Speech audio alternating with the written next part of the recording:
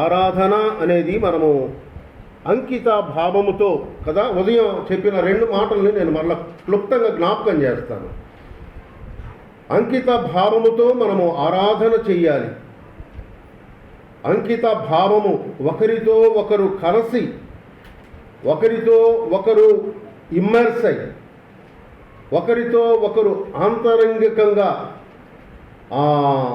అవినాభావ సంబంధములో వాళ్ళు ఇమిడి ఆరాధన చెయ్యాలి అని.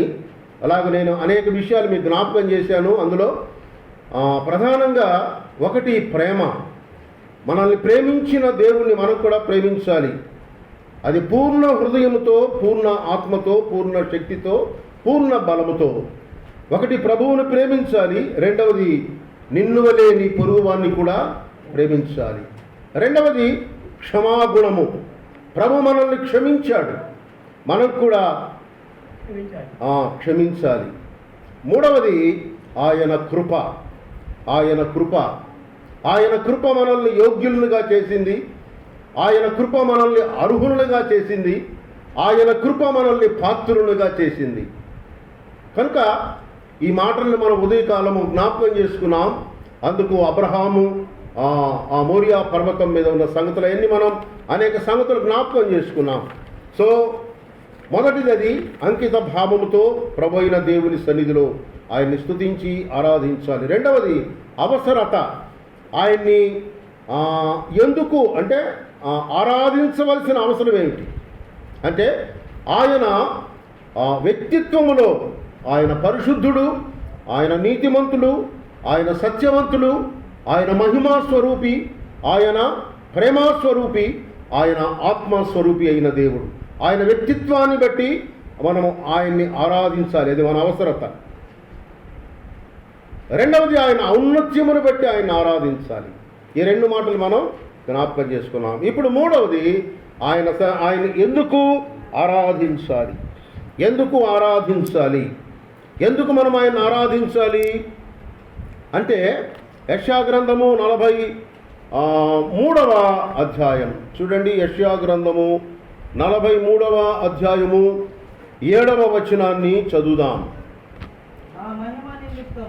నా మహిమ నిమిత్తము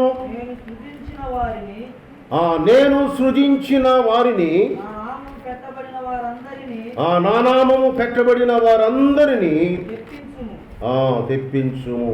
ఇక్కడ ఆయన మనల్ని సృజించాడు. ఎందుకు సృజించాడు అంటే, ఆయన నామ మహిమ నిమిత్తము. ఆయన నామ మహిమ నిమిత్తము మనల్ని సృజించాడు. ఆయన ఎందుకు మనల్ని సృజించాడు అంటే, ఆయన నామాన్ని మహిమపరచడానికి, ఆయన నామాన్ని ఘనపరచడానికి, ఆయన నామాన్ని కీర్తించడానికి, ఆయన నామాన్ని కొనియాడడానికి. మనల్ని సృష్టించిన కారణం అదే. నా నామ మహిమ నిమిత్తము నేను సృష్టించిన నా ప్రజలు నన్ను ఆరాధించాలి. ఈ మాటలే క్రొత్త నిబంధన గ్రంథములో ఎఫెసీయులకు రాసిన పత్రిక చూడండి. ఎఫెసీయులకు రాసిన పత్రిక 1వ అధ్యాయములో మనం చూడగలం. ఎఫెసీయులకు రాసిన పత్రిక 1వ అధ్యాయము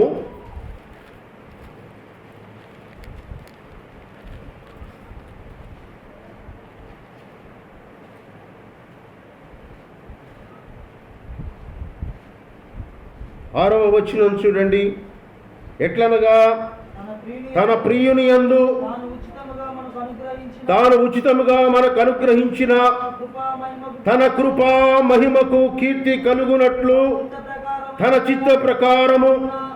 చిత్త ప్రకారమైన దయా సంకల్పము చొప్పున యేసుక్రీస్తు ద్వారా తనకు కుమారులుగా స్వీకరించుటకై మనలను ముందుగా తన కోసము నిర్ణయించుకుని, మనము తన ఎదుట పరిశుద్ధులమును నిర్దోషులములై ఉండవలెనని జగత్తు పునాది వేయబడక మునిపే ప్రేమ చేత ఆయన క్రీస్తులో మనలను ఏర్పరుచుకొనెను.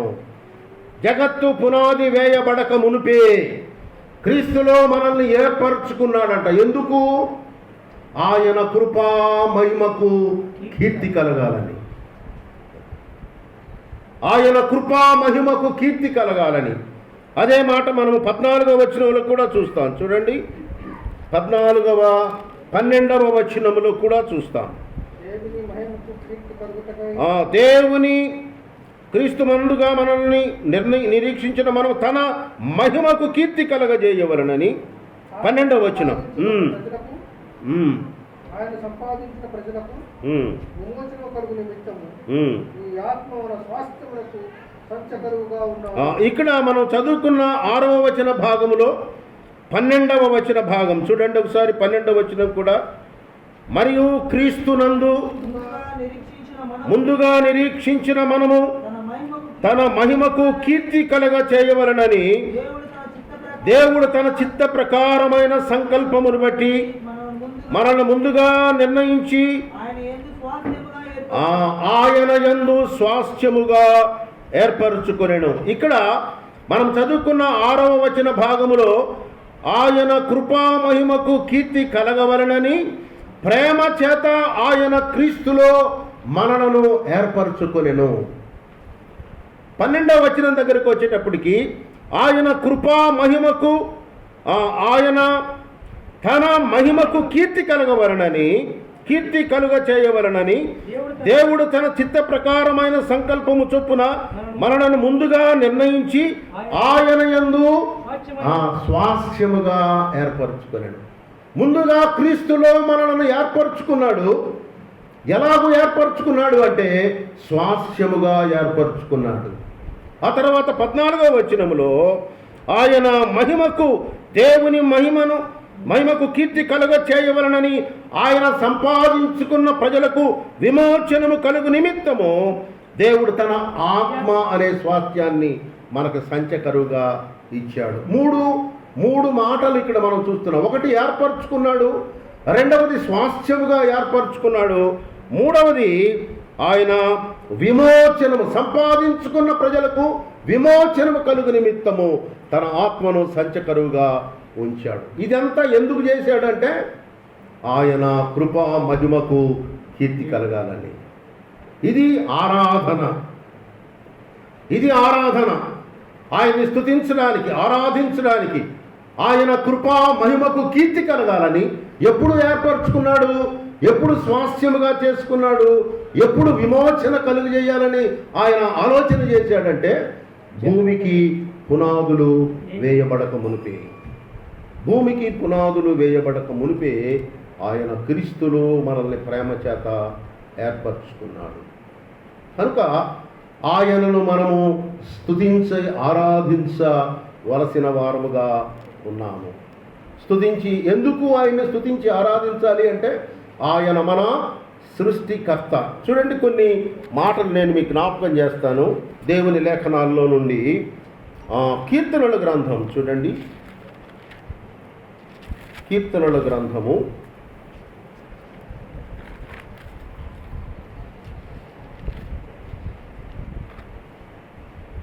95వ కీర్తన లేదా 100వ కీర్తనలో కూడా మనము ఆ సంగతులని చూడగలం. 100వ కీర్తన చూడండి, 100వ కీర్తన 3వ వచనం, యెహోవాయే దేవుడని తెలుసుకొనుడి, ఆయనే మనలను పుట్టించెను, మనము ఆయన వారము, మనము ఆయన ప్రజలము. చాలు, మనం ఆయన మేపు గొర్రెలము. కృతజ్ఞతార్పణలు చెల్లించు ఆయన గుమ్మములలో ప్రవేశించుడి, కీర్తనలు పాడుచు ఆయన ఆవరణములలో ప్రవేశించుడి. ఆ తర్వాత 95వ కీర్తన చూడండి, 95వ కీర్తన 7వ వచనం, రండి నమస్కారము చేసి సాగిలపడుదుము, మనలను సృజించిన యెహోవా సన్నిధిని మోకరించుదుము. He is our creator. ఆయన మన సృష్టికర్త. అందుకు ఆయన్ని మనము ఆరాధించాలి. ఎందుకు ఆయన్ని ఆరాధించాలి అంటే ఆయన మన సృష్టికర్త అయిన దేవుడు. రెండవ మాట, ఆయన మన రక్షణకర్త. చూడండి 18వ కీర్తన 18వ కీర్తన 46వ వచనం.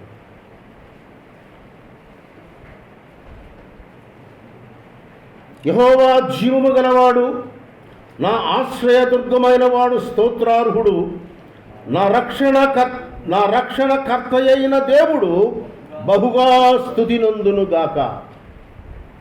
So is our source of salvation. ఆయన మన రక్షణకర్త అయిన దేవుడు, కాబట్టి ఆయన మనము స్తుతించి ఆరాధించాలి. హెబ్రీ పత్రిక 12:2 చూద్దాం ఒకసారి. హెబ్రీ పత్రిక 12:2 చూడండి. ఇంత గొప్ప సాక్షి సమూహము, ఇంత గొప్ప సాక్షి సమూహము మేఘము వలె మనల్ని ఆవరించి ఉండగా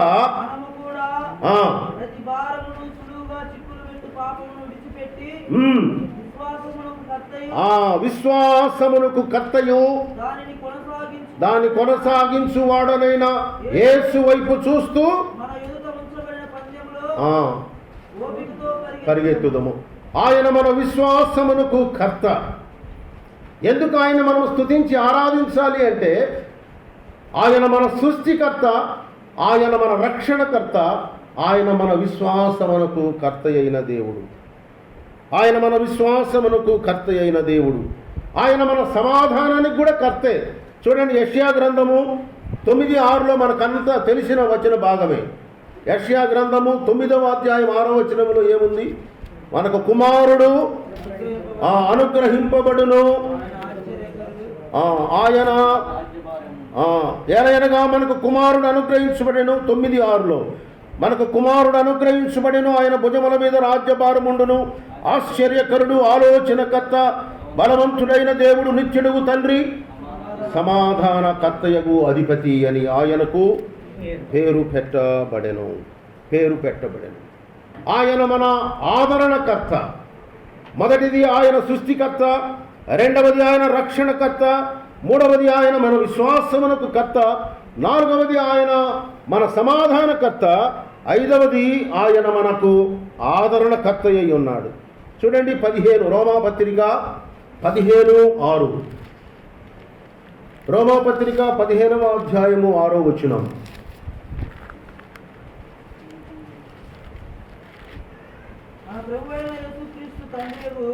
మన ప్రభువైన యేసుక్రీస్తు తండ్రియగు దేవుని మహిమపరచు నిమిత్తము క్రీస్తు యేసు చిత్త ప్రకారము ఒకరితోనొకడు మనస్సు కలిగిన వారై ఉండునట్లు ఓర్పునకును ఆదరణకును కర్తయగు దేవుడు. He is our comforter. He is the source of our comforter. ఆయన మన ఆదరణకు కర్త అయి ఉన్నాడు. అందుకు మనం ఆయన్ని స్తుతించి ఆరాధించాలి. ఈ కారణాలు మనం ఆలోచన చేసినప్పుడు ఆయన్ని ఆరాధించకుండా ఉండలేము. మనల్ని జీవప్రాప్తులుగా చేశాడు, ఆయుష్ ఇచ్చాడు, ఆరోగ్యం ఇచ్చాడు, తగిన కాలములో మనల్ని వెదకి రక్షించినటువంటి దేవుడు ఆయన. 1 ఆయన సృష్టికర్త, 2 రక్షణకర్త, 3 విశ్వాసమునకు కర్త, 4 సమాధానకర్త, 5 ఆదరణకర్త. వీటన్నిటికీ కర్త అయిన దేవుణ్ణి మనము స్తుతించి ఆరాధించవలసిన వారంగా ఉన్నాం. వీటికి మించి ఆయన ఎందుకు మనల్ని సృజించాడు? ఎందుకు ఆయన మనల్ని సృజించాడు? ఆయన మహిమ నిమిత్తము, ఆయన నామమునకు మహిమ కలుగు నిమిత్తము, ఆయన కృపా మహిమకు కీర్తి కలుగు నిమిత్తము ఆయన పిల్లలుగా మనల్ని ఏర్పరచుకున్నాడు. క్రీస్తులో ఇది ఈ ఏర్పాటు ఎప్పుడు జరిగింది? భూమికి పునాదులు వేయబడక మునిపే. అందును బట్టి మనము ఆయన్ని స్తుతించి ఆరాధించాలి. ఈ మాటలు మనం జ్ఞాపకం పెట్టుకోవాలి. 4వ వచనం చూడండి, 4వ పాయింట్. ఎక్కడ ఆరాధించాలి? ఇది కొంచెం మనం ఆలోచన చేసినప్పుడు పాత నిబంధన గ్రంథంలో మనము మొదటిగా వారు ఎక్కడ అబ్రహాము దగ్గర నుంచి ఇస్సాకు కానీ యాకోబు కానీ అలాగున వాళ్ళు ఎక్కడ ఉంటే అక్కడ బలిపీఠాలు కట్టి ప్రభువును ఆరాధించారు. ఆ తరువాత మోషే కాలము వచ్చేటప్పటికి మోషే ప్రభు అయిన దేవుడు మోషేకి ఆజ్ఞాపించి ఒక ప్రత్యక్షపు గుడారాన్ని కట్టి అందులో మందసాన్ని ఉంచండి, అక్కడ నేను మీకు దర్శనమిస్తాను, అక్కడికి వచ్చి మీరు ఆరాధించండి అన్నాడు. ఆ తర్వాత సొలొమోను కాలానికి వచ్చేటప్పటికి సొలొమోను ఒక మందిరాన్ని కట్టాడు.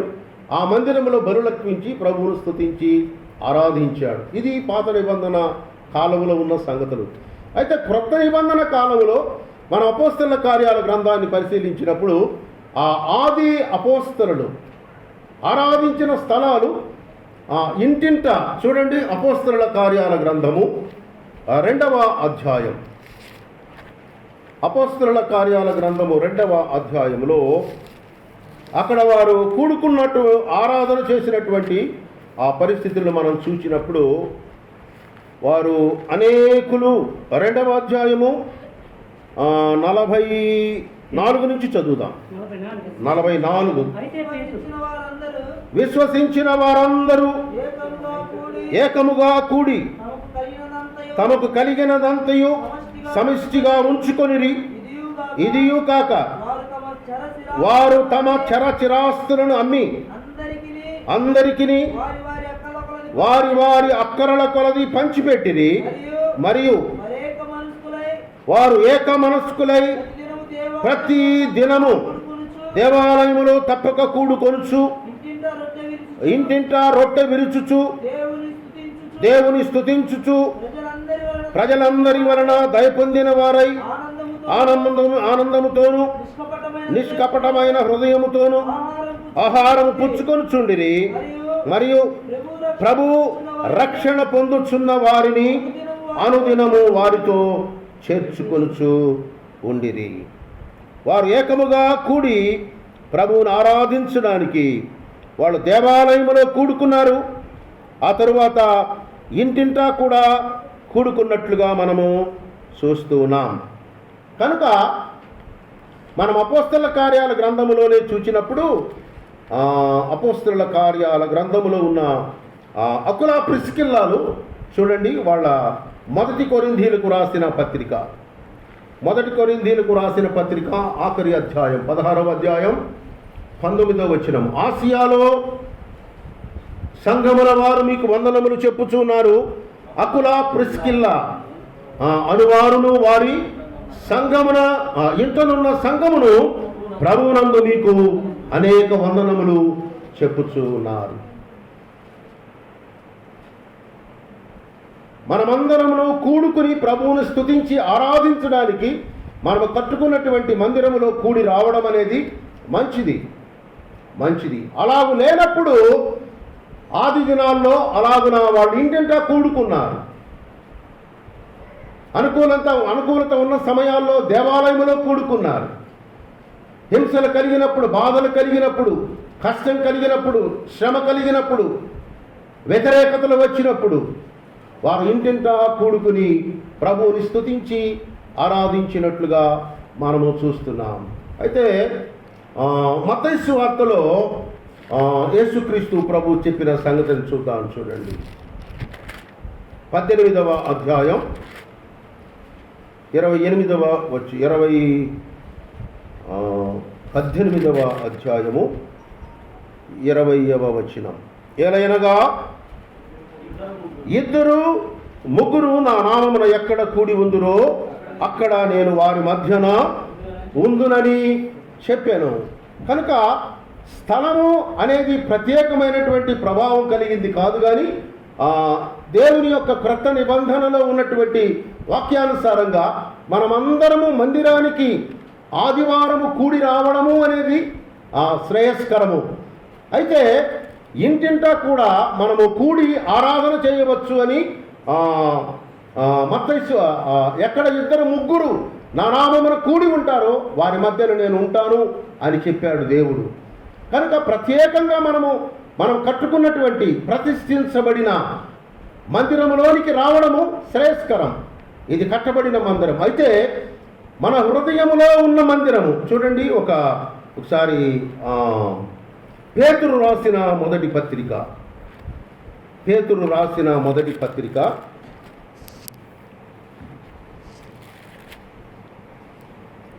2వ అధ్యాయం 5వ వచనాన్ని చదువుదాం. యేసుక్రీస్తు ద్వారా దేవునికి అనుకూలమగు ఆత్మ సంబంధమైన బలులు అర్పించుటకు పరిశుద్ధ యాజకులుగా ఉండునట్లు మీరును ఆ సజీవమైన రాళ్లవలే ఉండి ఆత్మ సంబంధమైన మందిరముగా కట్టబడుచు ఉన్నారు. 7వ వచనము, విశ్వసించుచున్న మీకు ఆయన అమూల్యమైన వాడు, విశ్వసింపని వారైతే ఇల్లు కట్టువారు ఏ రాతిని నిషేధించిరో అదే మూలకు తలరాయి ఆయను. ఆత్మ సంబంధమైన బలులు అర్పించున్నట్లుగా ఆయన మనల్ని ఆత్మ సంబంధమైన మందిరముగా కడుతూ ఉన్నాడు. కనుక దేవుని ప్రతిష్ఠించబడిన మందిరాన్ని కట్టాం, మంచిది. అనేక మంది దైవ సేవకులు మందిరాన్ని ప్రతిష్ఠించడానికి ప్రతిష్ఠా దినాన్ని ప్రకటించి అందరూ వచ్చి ఈ మందిరాన్ని ప్రతిష్ఠించడానికి ప్రభు కృప చూపాడు. అలాగే అన్ని మందిరాలు మనకు దేశంలో ఎక్కడ ఉన్నా కానీ ప్రతి మందిరము కూడా వాక్యానుసారంగా దేవునికి ప్రతిష్ఠించబడింది. ఆయన తేజోమహిమ నిలుచు స్థలము కదా. దేవుని మందిరం అంటే పాత నిబంధన గ్రంథములో ఆయన తేజోమహిమ నిలుచు స్థలము. ఆ స్థలములో ప్రణమిల్లి ఆయన్ని స్తుతించి ఆరాధించాలి. అది మందిరమైనా అది ఇల్లైనా ప్రాముఖ్యమైన సంగతి ఏమిటి అంటే హృదయ సంబంధమైన ఆత్మ సంబంధమైన ఇల్లుగా కట్టబడటం అనేది ప్రధానమైనది. మన హృదయమే ఒక ఇల్లుగా, మన హృదయమే ఒక ఆరాధన స్థలముగా కదా. 1 కొరింథీయులకు రాసిన పత్రిక చూడండి, 1 కొరింథీయులకు రాసిన పత్రిక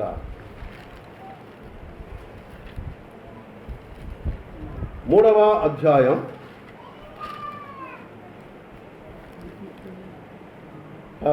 15-16 చదువుదాం. మీరు దేవుని ఆలయమై ఉన్నారనియు దేవుని ఆత్మ మీలో నివసించున్నాడని మీరు ఎరుగరా? ఎవడైనను దేవుని ఆలయమును పాడు చేసిన యెడల దేవుడు వానిని పాడు చేయును. దేవుని ఆలయం పరిశుద్ధమై ఉన్నది, మీరు ఆ ఆలయమై ఉన్నారు.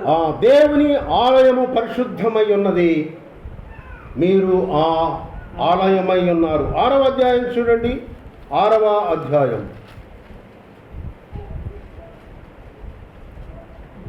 19-20 వచనాలు చదువుదాం.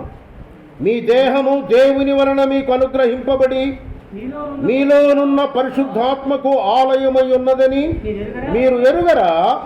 మీరు మీ సొత్తు కారు, విలువ పెట్టి కొనబడిన వారు కనుక మీ దేహముతో దేవుని మహిమపరచాలి. మందిరానికి కూడి రావాలి. దేవుని సన్నిధిలో మనల్ని మనము కనపరుచుకోవాలి. ఎందుకు కనపరుచుకోవాలి? ఆయన మహిమ నిమిత్తము కనపరుచుకోవాలి. ఎందుకు కనపరుచుకోవాలి? ఆయన మహిమకు కీర్తి కలిగినట్లుగా కనపరుచుకోవాలి.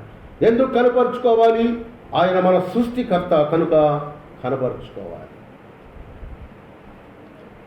ఆయన మన నిర్మాణకుడు, ఆయన సమస్తమును నిర్వహిస్తున్న సార్వభౌముడు.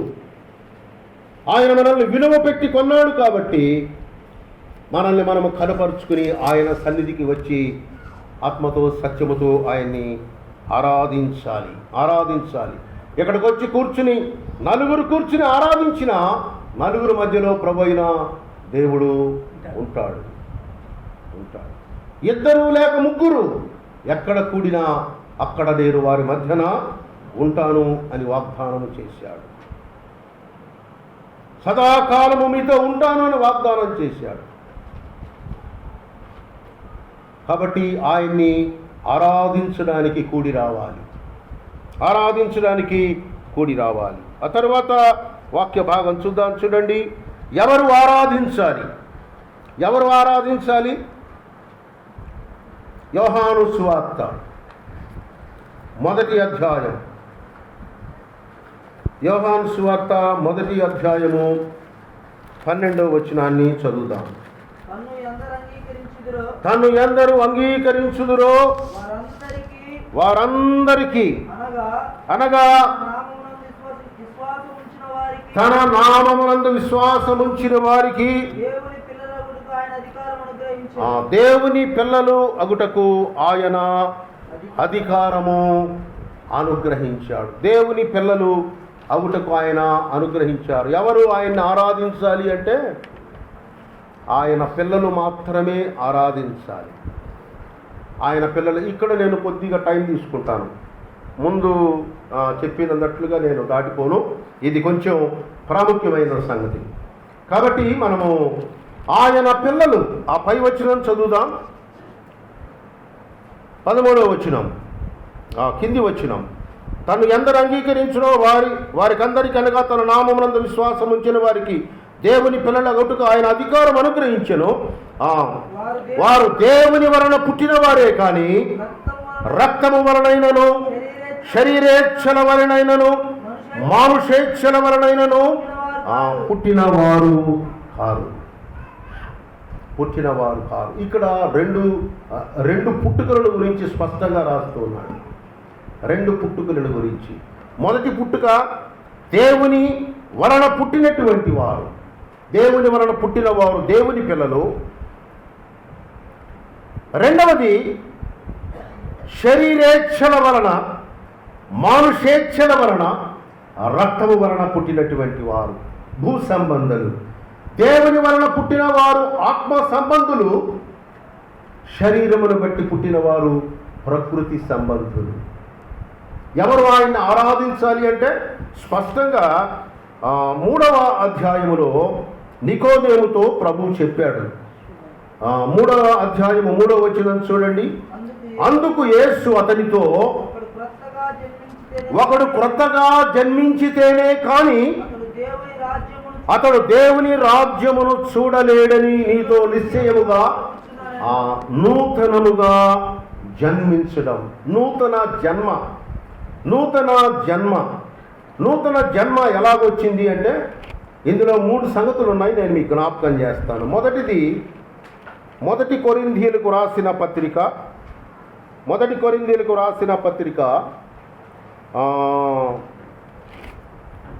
15వ అధ్యాయం చూడండి. 15వ అధ్యాయమేగా.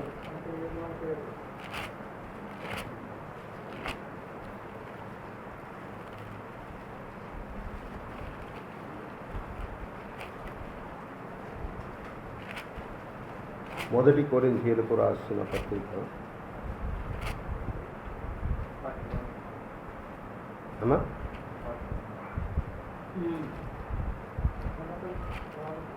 15వ అధ్యాయం 16.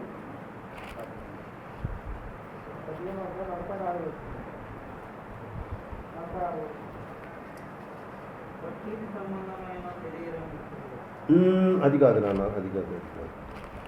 కొరింథీయులకు రాసిన పత్రిక అదే. ఒకడు మనకి నూతన జన్మల గురించి చెప్తాడు కదా. ఇదిగో సమస్తమును నూతనమాయను. 2వ కొరింథీ చూడు. రైట్. కాగా అవునాయన 5వ అధ్యాయము 17వ వచనం. 2వ కొరింథీయులకు రాసిన పత్రిక 5వ అధ్యాయము 17వ వచనం. కాగా ఎవడైనను క్రీస్తునందున్న ఎడల వాడు నూతన సృష్టి, పాతవి గతించెను, ఇవిగో క్రొత్తవాయెను. ఇక్కడ నికోదేముతో చెప్పినటువంటి ఈ నూతన జన్మ అనుభవం, ఒకడు క్రొత్తగా జన్మించితేనే కానీ వాడు దేవుని రాజ్యమును చూడడు. క్రొత్త జన్మ గురించి యేసుక్రీస్తు ప్రభు యోహాను సువార్తలో నికోదేముతో మాట్లాడగా, అపోస్తలుడైన పౌలన్న ఈ కొరింథీ సంఘముతో మాట్లాడుతూ అంటున్నాడు, కాగా ఎవడైనను క్రీస్తునందున్న ఎడల, అంటే క్రీస్తునందున్నటువంటి వాడు నూతన సృష్టి, హిస్ ఏ న్యూ క్రియేషన్. క్రీస్తునందున్నటువంటి వాడు దేవుని కుమారుడుగా స్వీకరించబడినటువంటి వాడు, యేసుక్రీస్తునందు నూతన జన్మ అనుభవం కలిగినటువంటి వాడు, వాడు నూతన సృష్టి. ఒకటి నూతన సృష్టి. రెండవ మాట చూడండి, రెండవ మాట రోమాపత్రిక 6వ అధ్యాయం 4వ వచనాన్ని చదువుదాం. కాబట్టి తండ్రి మహిమ వలన క్రీస్తు మృతులలో నుండి ఎలాగూ లేపబడినో అలాగే మనమును నూతన జీవము పొందిన వారమై నడుచుకున్నట్లు మనము బాప్తిస్మము వలన మరణములో పాలు పొందుటకై ఆయనతో కూడా ఈ అనుభవంలో నూతన సృష్టి అనుభవంలోనికి వచ్చినటువంటి వ్యక్తి నూతన జీవపు అనుభవంలోనికి కూడా వస్తాడు. నూతన సృష్టి కాగా ఎవడైనను క్రీస్తునందున్న ఎడల వాడు నూతన సృష్టి, పాతవి గతించిని. నూతన సృష్టిగా యేసుక్రీస్తునందు చేయబడినటువంటి వ్యక్తి తప్పకుండా నూతన జీవపు అనుభవంలోనికి వస్తాడు. నూతన జీవపు అనుభవంలోనికి వస్తాడు. న్యూ లైఫ్ అంటాం దాన్ని. నూతన జీవము అంటే ఒక క్రొత్త నూతన విధానము, జీవన విధానము. A new life, a new creation, a new life. మూడవది తీతుకు రాసిన పత్రిక చూడండి. తీతుకు రాసిన పత్రికలో అక్కడ అపోస్తలుడైన పౌలన్న తీతుకు రాస్తూ అక్కడ 3వ అధ్యాయము 5వ వచనం నుంచి చదువుదాం. మనము నీతిని అనుసరించి చేసిన క్రియల మూలముగా కాక తన కనికరము చొప్పుననే పునర్జన్మ సంబంధమైన స్నానము ద్వారాను పరిశుద్ధాత్మ మనకు నూతన స్వభావము కలుగ చేయుట ద్వారాను మనలను రక్షించెను. యేసుక్రీస్తునందు మనకు అనుగ్రహించబడిన 3 బహు విశిష్టమైనటువంటి లక్షణాలు ఏంటంటే, ఒకటి నూతన సృష్టి, 2 నూతన జీవము, 3వది నూతన స్వభావము. ఇవి కలిగినటువంటి వారే ఆయన్ని ఆరాధించగలరు.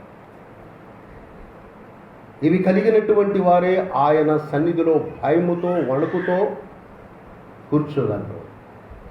ఇవి కలిగినటువంటి వారే ఆయన సన్నిధిలో నిష్కల్మషమైన మనస్సాక్షి కలిగినటువంటి వారై ఆయన ఆరాధించగలరు. ఆయన మన కొరకు చేసినటువంటి ఆ గొప్ప రక్షణ కార్యములో ఆయన కార్చిన రక్తము ప్రధానమైనది. యేసుక్రీస్తు ప్రభు యొక్క రక్తము. నూతన జీవము, నూతన సృష్టి, నూతన స్వభావం మనలోనికి ఎలాగొచ్చింది అంటే, this is only because of the precious blood of Jesus Christ. యేసుక్రీస్తు ప్రభు యొక్క అమూల్యమైన పరిశుద్ధమైన నిబంధన రక్తము ఆయన సిలువలో ఖర్చుగా మనకు అనుగ్రహించబడిన ఈ నూతనత్వము. నూతనత్వములో మనం 3 సంగతులు చూసాం. ఏమిటది? ఒకటి నూతన సృష్టి, నూతన జీవము, నూతన స్వభావము. ఇవి యేసుక్రీస్తు ప్రభు యొక్క రక్తములో మనకు అనుగ్రహించబడ్డాయి. ఈ రక్తము మనకి ఏం చేసిందంటే, ఇవి అనుగ్రహించబడ్డాయి, కానీ ఇవి కూడా అనుగ్రహించబడ్డాయి. అయితే రక్తములో, యేసుక్రీస్తు ప్రభు యొక్క రక్తములో మనకు అనుగ్రహించబడిన మరి విశేషమైనటువంటి ఆ లక్షణాలు చూద్దాం. చూడండి, ఒక 3-4 ఉన్నాయి, అవి చూద్దాం. ఆయన ఆరాధించేటటువంటి వారు ఇలాంటి అనుభవంలో ఉండాలి. ఇలాంటి అనుభవంలో ఉండాలి. ప్రకటన గ్రంథము 1వ అధ్యాయము 6వ వచనాన్ని చదువుదాం. మనలను ప్రేమించుచు తన రక్తము వలన మన పాపముల నుండి మనలను విడిపించిన వానికి మహిమయు ప్రభావమును యుగయుగమును కలుగునుగాక. ఆమేన్. ఆయన మనలను తన తండ్రి యగు దేవునికి ఒక రాజ్యముగాను యాజకులుగాను చేసెను. తండ్రి అయిన దేవునికి యాజకత్వం చేసే భాగ్యం, ఆ తర్వాత యాజకులుగాను ఇంకేం చేశాడు? ఒరే తండ్రి అయిన దేవునికి యాజకులుగాను స్వాస్థ్యముగా చేశాడు కదా. ఆయన మనల్ని స్వాస్థ్యముగా చేశాడు. ఎట్లా చేశాడు? ఆయన ప్రేమించి మనల్ని ఆయన రక్తము కార్చగా అనుగ్రహించబడిన గొప్ప విడుదల. ఆయన రక్తములో మనకు అనుగ్రహించబడిన విడుదల. ఆయన రక్తము వలన మనల్ని ప్రేమించుచు తన రక్తము వలన మన పాపము నుండి మనలను విడిపించిన వానికి మహిమ ఘనత ప్రభావములు కలగాలి. యేసు రక్తములో మనకు కలిగిన గొప్ప భాగ్యం ఏంటంటే పాపముల నుండి విడుదల, విమోచన. పాపముల నుండి విడుదల, విమోచన. రెండవ మాట చూడండి. రెండవ మాట ఎఫెసీయులకు రాసిన పత్రిక 2వ అధ్యాయం. ఎఫెసీయులకు రాసిన పత్రిక 2వ అధ్యాయము 13వ వచనాన్ని చదువుదాం. 2:13. అయినను మునుపు దూరస్తులైన మీరు ఇప్పుడు క్రీస్తు యేసునందు క్రీస్తు రక్తము వలన దేవుని సామీప్యత, దేవుని సన్నిధి సామీప్యత అనుగ్రహించబడింది. మొదటిది పాపముల నుండి విమోచన, విడుదల యేసు రక్తములో. రెండవది దేవుని యొక్క సామీప్యత అనుగ్రహించబడింది. దేవుని సన్నిధిలో మనము కూర్చునే భాగ్యం, ఆయన మనతో సహవాసం చేసే భాగ్యం, మనము ఆయనతో సహవాసం చేసే భాగ్యాన్ని ప్రభు అయిన దేవుడు మనకి అనుగ్రహించాడు. దేవుని యొక్క సన్నిధి సామీప్యత. ఇంతకుముందు ఎట్లా ఉన్నాం మనం? అక్కడే చదివాంగా. మునుపు దూరస్థులము. ఎక్కడున్నామో తెలియదు. నాశనకరమైన గుంటలో, జగడగల దొంగ ఊబిలో పడి ఇష్టానుసారంగా జీవించి నశించి నిత్య నరకాగ్నికి పోవలసినటువంటి దౌర్భాగ్యపు స్థితిలో ఉన్న మనల్ని ఆయన రక్తము విమోచించింది. ఆయన రక్తము, ఆయన సన్నిధి సామీప్యతనిచ్చింది. The nearness of God. దేవుని యొక్క సన్నిధి సామీప్యత. దేవుని యొక్క సన్నిధి సామీప్యత. మూడవది చూడండి. మూడవది రోమాపత్రిక 5వ అధ్యాయం. గబగబ చూద్దాం. 5వ అధ్యాయం 9వ వచనం చూడండి. కాబట్టి ఆయన రక్తము వలన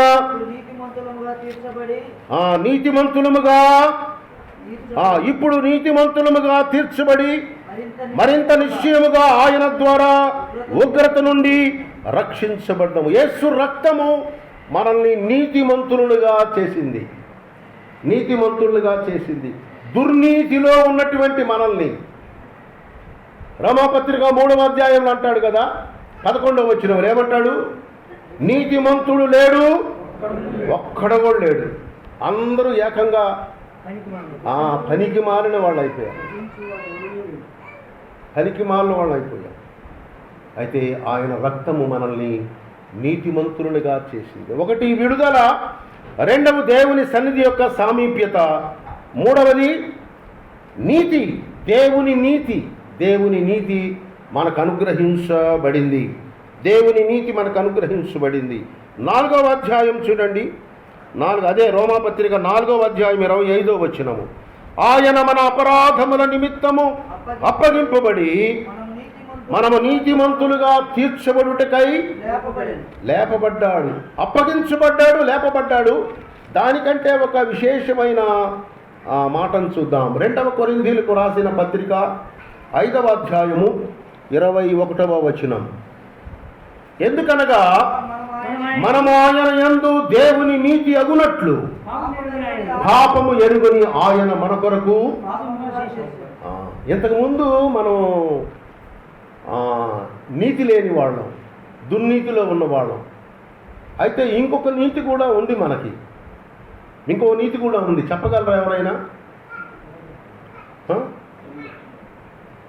ఇంకొక నీతి కూడా ఉంది మనలో. ఏమి లేకపోయినా ఆ నీతి మాత్రం ఉంటుంది. ఏం నీతి అది? దేవునికి స్తోత్రం. 10వ అధ్యాయం చూడండి. రోమాపత్రిక 10వ అధ్యాయం రోమపత్రిక 10వ అధ్యాయము 2వ వచనాన్ని చదువుదాం. వారు దేవుని వారు దేవుని యందు ఆసక్తి కలవారు, వారిని గురించి సాక్ష్యం ఇస్తున్నాను. వారు దేవుని యందు ఆసక్తి కలవారు అని వారిని గూర్చి సాక్ష్యమిచ్చుచూ ఉన్నాను. అయినను వారి ఆసక్తి జ్ఞానానుసారమైనది కాదు. ఎందుకు? వారు దేవుని నీతిని ఎరుగక తమ స్వనీతిని స్థాపింపకూడకొనుచు. అది రీజను. పాపం సౌలన్న చాలా ఆసక్తి కలిగి ఉన్నారు. రోమ సంఘంలో ఉన్న వాళ్ళ ఎడల చాలా ఆసక్తిగా ఉన్నాడు. ఆసక్తి కలిగి ఉన్నాను నేను వాళ్ళ ఎడల, వాళ్ళు చాలా మంచి ఆసక్తి కలిగిన వారే అని వాళ్ళ గురించి సాక్ష్యం ఇస్తూ, అయితే వాళ్ళ ఆసక్తి దేవుని జ్ఞానానుసారమైనది కాదు. వాళ్ళు దేవుని నీతిని ఎరుగక తమ స్వనీతిని స్థాపించ, ఇదొక రకమైనటువంటి జాడ్యం. ఇదొక రకమైనటువంటి జాడ్యం. స్వంత నీతి అది దేవుని సన్నిధిలో పనికిరాదు. దేవుని సన్నిధిలో నీకు కలిగినది ఏది పనికిరాదు. What ever it may be. నీ ఉద్యోగమా, నీ హోదానా, నీ పలుకుబడా, నీకున్నటువంటి ఆస్తిపాస్తులా, నీకున్న ఏదైనా, what ever it may be, ఈ భూలోకములో నీవు దీని వలన నేను ఎంతో ఒక గొప్ప స్థితి కలిగి ఉన్నాను అని అనుకుంటే అది దేవుని సన్నిధిలో పనికిరానిది. You cannot come and worship as you like in the presence of holy God. పరిశుద్ధుడైన దేవుని సన్నిధిలో దేవుని పరిశుద్ధతను గురించి మనం ఉదయకాలం ధ్యానం చేసి, ఆయన పరిశుద్ధుడు, ఆయన నామము పరిశుద్ధమైనది, ఆయన మార్గము పరిశుద్ధమైనది, ఆయన మాట పరిశుద్ధమైనది, ఆయన వాగ్దానం పరిశుద్ధమైనది, ఆయన శక్తిగల లేఖనాలు పరిశుద్ధమైనవి. అందుకే మోషే ఏమన్నాడు తెలుసా? మోషే, అయ్యా అసలు నీవు నాతో రాకపోతే అసలు నన్ను తోడుకుని పోవద్దు అన్నాడు. దేవుని సన్నిధి యొక్క పరిశుద్ధతను ఎరిగినటువంటి మోషే అసలు నీ సన్నిధి వస్తే నేను వెళ్తా, లేకపోతే వెళ్ళను అన్నాడు. దేవుని సన్నిధిలో ఆయన గుణలక్షణాలన్నీ, ఆయన వ్యక్తిత్వపు లక్షణాలన్నీ, ఆ విశిష్టమైన లక్షణాలన్నీ కూడా ఆయన సన్నిధిలో ఉన్న పరిశుద్ధతలో ఇమిడి ఉన్నాయి.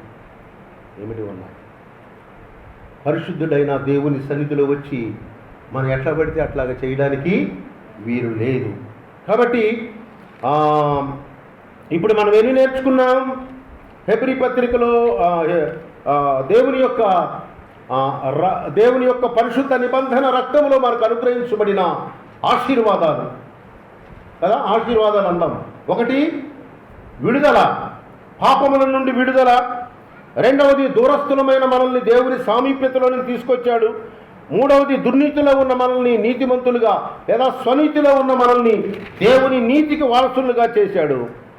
నాలుగవది, హెబ్రీ పత్రిక 10వ అధ్యాయము చూడండి. హెబ్రీ పత్రిక 10వ అధ్యాయము 20వ వచనాన్ని చదువుదాం. 10, 20, 10, 19, 20 చదువు. సహోదరులారా, యేసు మన కొరకు ప్రతిష్ఠించిన మార్గమున అనగా నూతనమైనదియు జీవము గలదియు ఆయన శరీరమును తెర ద్వారా ఏర్పరచబడినదియునైన మార్గమున ఆయన రక్తము వలన పరిశుద్ధ స్థలమునందు ప్రవేశించుటకు మనకు ధైర్యము, కొంచెం నిదానంగా చదువు, ధైర్యము కలిగి ఉన్నది. ఆయన రక్తము వలన పరిశుద్ధ స్థలమందు ప్రవేశించుటకు మనకు ధైర్యము, ద బోల్డ్నెస్, ధైర్యం, కరేజియస్గా దేవుని సన్నిధిలో ధైర్యం కలిగిన వారంగా ఆయన రక్తములో మనకు అనుగ్రహించబడిన గొప్ప భాగ్యం, ఆశీర్వాదం. ఆ తర్వాత చివరిదిగా చూడండి 9, 14. ఇదే హెబ్రీ పత్రిక 9వ అధ్యాయము 14వ వచనం. నిత్యుడగు నిత్యుడగు ఆత్మ ద్వారా తన్ను తాను దేవునికి నిర్దోషినిగా అర్పించుకునిన క్రీస్తు యొక్క రక్తము నిర్జీవ క్రియలను విడిచి జీవము గల దేవుని సేవించుటకు మీ మనస్సాక్షిని ఎంతో ఎక్కువగా శుద్ధి చేయను. It cleanses our conscious. మనస్సాక్షి ఇట్ క్లీన్సెస్ అవర్ కాన్షియస్. ఎంతో ఎక్కువగా శుద్ధి చేస్తుంది. మంచి మనస్సాక్షి, నిర్దోషమైన మనస్సాక్షి కలిగిన వారమై ఏం చేస్తామంట? అక్కడ వ్రాయబడిన మాట దేవుణ్ణి సేవించడము. ఆ మాట చదవండి మళ్ళా. నిత్యుడగు ఆత్మ ద్వారా తన్ను తాను దేవునికి నిర్దోషినిగా అర్పించుకున్న క్రీస్తు యొక్క రక్తము నిర్జీవ క్రియలను విడిచి జీవము గల దేవుని సేవించడానికి. చాలు, జీవము గల దేవుణ్ణి సేవించడానికి. To worship the God who lives for ever. జీవము గల దేవుణ్ణి సేవించడానికి. సో ఆయన ఎవరు ఆరాధిస్తారు అంటే ఆయన కుమారులు ఆరాధిస్తారు. ఎవరు ఆయన కుమారులు? ఆయన యందు నూతన సృష్టిగా చేయబడిన వారు, ఆయన యందు నూతన జీవాన్ని పొందినవారు, ఆయన యందు నూతన స్వభావాన్ని పొందినవారు. వీళ్ళెవరు? యేసు రక్తములో. ఆ మాటగా ఖచ్చితంగా కావాలా? యేసుక్రీస్తు ప్రభు శిలువలో కార్చిన పరిశుద్ధమైన నిబంధన రక్తములో విమోచించబడిన వారు, విడుదల పొందిన వారు. వారు అంటారంట, ఏమంటారు? మనల్ని ప్రేమించుచు, వాళ్ళు ఆరాధించే ఆరాధన, మనల్ని ప్రేమించుచు తన రక్తము వలన మన పాపముల నుండి మనల్ని విడిపించిన వారికి మహిమయు ప్రభావమును యుగయుగములు కలుగునుగాక. ఆయన మనను తన తండ్రి యగు దేవునికి ఒక రాజ్యముగాను యాజకులుగాను చేసెను. ఎంత గొప్ప భాగ్యం అండి! వీరు ఆయన ఆరాధించడానికి అర్హులు. ప్రకటన గ్రంథంలో కూడా చూడండి ఒకసారి. 7వ అధ్యాయం, ప్రకటన గ్రంథము 7వ అధ్యాయము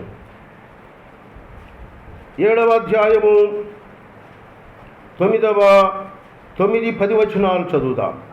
అటు తరువాత నేను చూడగా, ఇదిగో ప్రతి జనములో నుండి, ప్రతి వంశములో నుండి, ప్రజలలో నుండి, ఆయా భాషలు మాట్లాడు వారిలో నుండి వచ్చి ఎవడను లెక్కింపజాలని ఒక గొప్ప సమూహము కనబడెను. వారు తెల్లని వస్త్రములు ధరించుకున్న వారై ఖర్జూరపు మట్టల చేత పట్టుకుని సింహాసనము ఎదుటను గొర్రెపిల్ల ఎదుటను నిలవబడి, సింహాసనాసీనుడైన మా దేవునికిని గొర్రెపిల్లకును మా రక్షణకై స్తోత్రమని మహాశబ్దముతో ఎలుగెత్తి చెప్పి. వీళ్ళెవరు? వీళ్ళందరూ ఎవరు? 7-9లో చెప్పబడిన వాళ్ళందరూ ఎవరంటే ఇప్పుడు మనం చెప్పుకున్నటువంటి వాళ్ళే.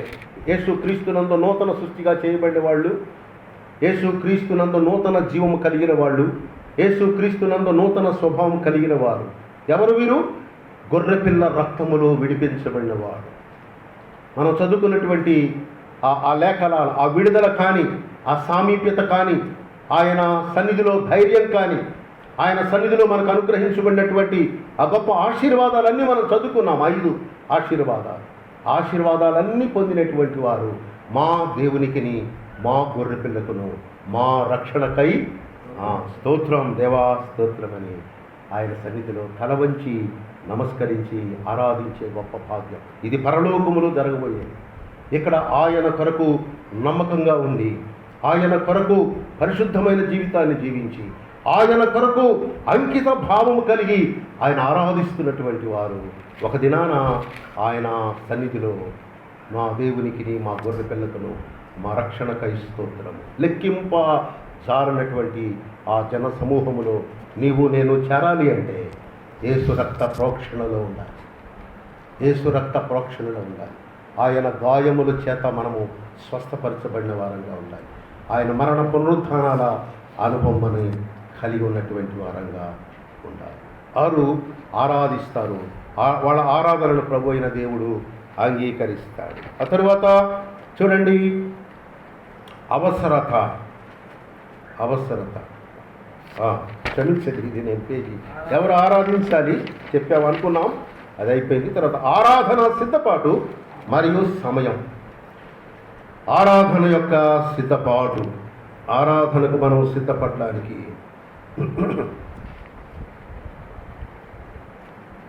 అన్నిటికీ సిద్ధపడతాం కదా, మనం ప్రతి దానికి సిద్ధపడతాం.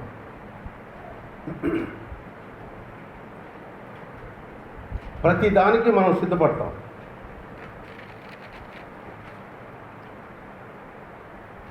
మన ఇంట్లో ఒక వివాహ కార్యక్రమం వచ్చిందనుకోండి, ఏం చేస్తాం మనం? ఎప్పటి నుంచి సిద్ధపడతాం? పెళ్ళి అనుకున్న దగ్గర నుంచి సిద్ధపడతాం కదా. ఒక కుమారుడు వివాహం కానీ, ఒక కుమార్తె వివాహం కానీ, ఏ వివాహమైనా, ఊళ్ళో జరిగినా, విదేశాల్లో జరిగినా, ఇంకెక్కడ జరిగినా, పెళ్ళి అని అనుకున్న దగ్గర నుంచి, అమ్మో నా మేనల్లుడి పెళ్ళి, మా అన్న కొడుకు పెళ్ళి, మా అక్క కొడుకు పెళ్ళి, లేదా మా ఇంట్లో పెళ్ళి, ఎంత సిద్ధపడతామో కదా. ప్రతిదీ ఆ వివాహానికి సంబంధించిన ప్రతిదీ మనం కొని, ఆ వివాహం ఎంతో ఘనంగా, ఎంతో గంభీరంగా, ఈ వివాహం ఇలా చేశారంటే 10 మంది చెప్పుకునేలాగూ ఉండాలిరా, మనం చేస్తే అలాగ ఉండాలిరా, అలాగున సిద్ధపడతాం. అంతకంటే దేవాది దేవుని స్తుతించి ఆరాధించడానికి మనం అంతకంటే 100 రెట్లు ఎక్కువగా సిద్ధపడాలి. 100 రెట్లు ఎక్కువగా సిద్ధపడాలి. మొదటి కొరింథీయులకు రాసిన పత్రిక 11వ అధ్యాయం.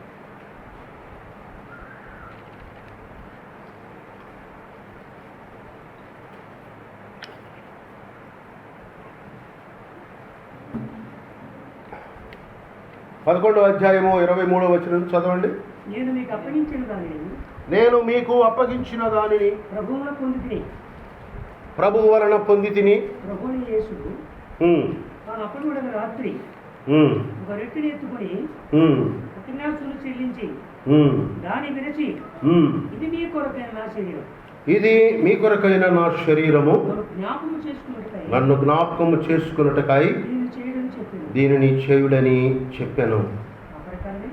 ఇది ఆజ్ఞ, సిద్ధపడడానికి ప్రభు అయిన దేవుడు ఇచ్చిన ఆజ్ఞ. ఇది మీరు ఇక్కడ కూడా రాసుకుంటే మంచిది. ఈ 2వ పాయింట్ ఉంది చూడండి, అవసరత అని 2వ పాయింట్ ఉంది కదా. ఆ అవసరత అనే 2వ పాయింట్ దగ్గర 1 దేవుని యొక్క వ్యక్తిత్వాన్ని, 2 దేవుని యొక్క ఔన్నత్యాన్ని మనం జ్ఞాపకం చేసుకున్నాం. 3వది ఈ అవసరత, ఆయన ఆరాధించే అవసరత ఏమిటి అంటే అది ఆయన మనకిచ్చిన ఆజ్ఞ. ఏమనిచ్చాడు ఆయన? నన్ను జ్ఞాపకము చేసుకున్నట్టుగా దీన్ని చేయండి. అవసరత అది తప్పనిసరిగా మనం ఆరాధించడానికి, ఆయన ఆజ్ఞను పాటించడానికి అది మనకు అవసరం. అక్కడ కూడా రాసుకోండి మీరు. ఇక్కడ మొదటి కొరింథీయులకు రాసిన పత్రిక 11వ అధ్యాయము 23వ వచనం నుంచి మనం చదివినప్పుడు, ప్రభువును స్తుతించి ఆరాధించడానికి పౌలన్న రాసిన పత్రికలన్నిట్లో 13 పత్రికలు రాశాడు కదా. 13 పత్రికల్లో ఈ ఆరాధనకు సంబంధించిన పత్రిక కొరింథీయులకు రాసినటువంటి ఈ పత్రికలో ఈ సంబంధంగానే రాశాడు. కారణం ఏంటంటే మొదటి అధ్యాయం నుంచి 10వ అధ్యాయం వరకు చూస్తే కొరింథీయుల్లో కలిగి ఉన్నటువంటి సమస్యలు, ఆరాధించవలసిన వాళ్ళు ఆరాధించకుండా, ప్రభువుని స్తుతించవలసినటువంటి వాళ్ళు స్తుతించకుండా, వాళ్ళు ఇష్టానుసారంగా జీవిస్తూ ఉన్నారు. ఎట్లా తోస్తే అట్లాగా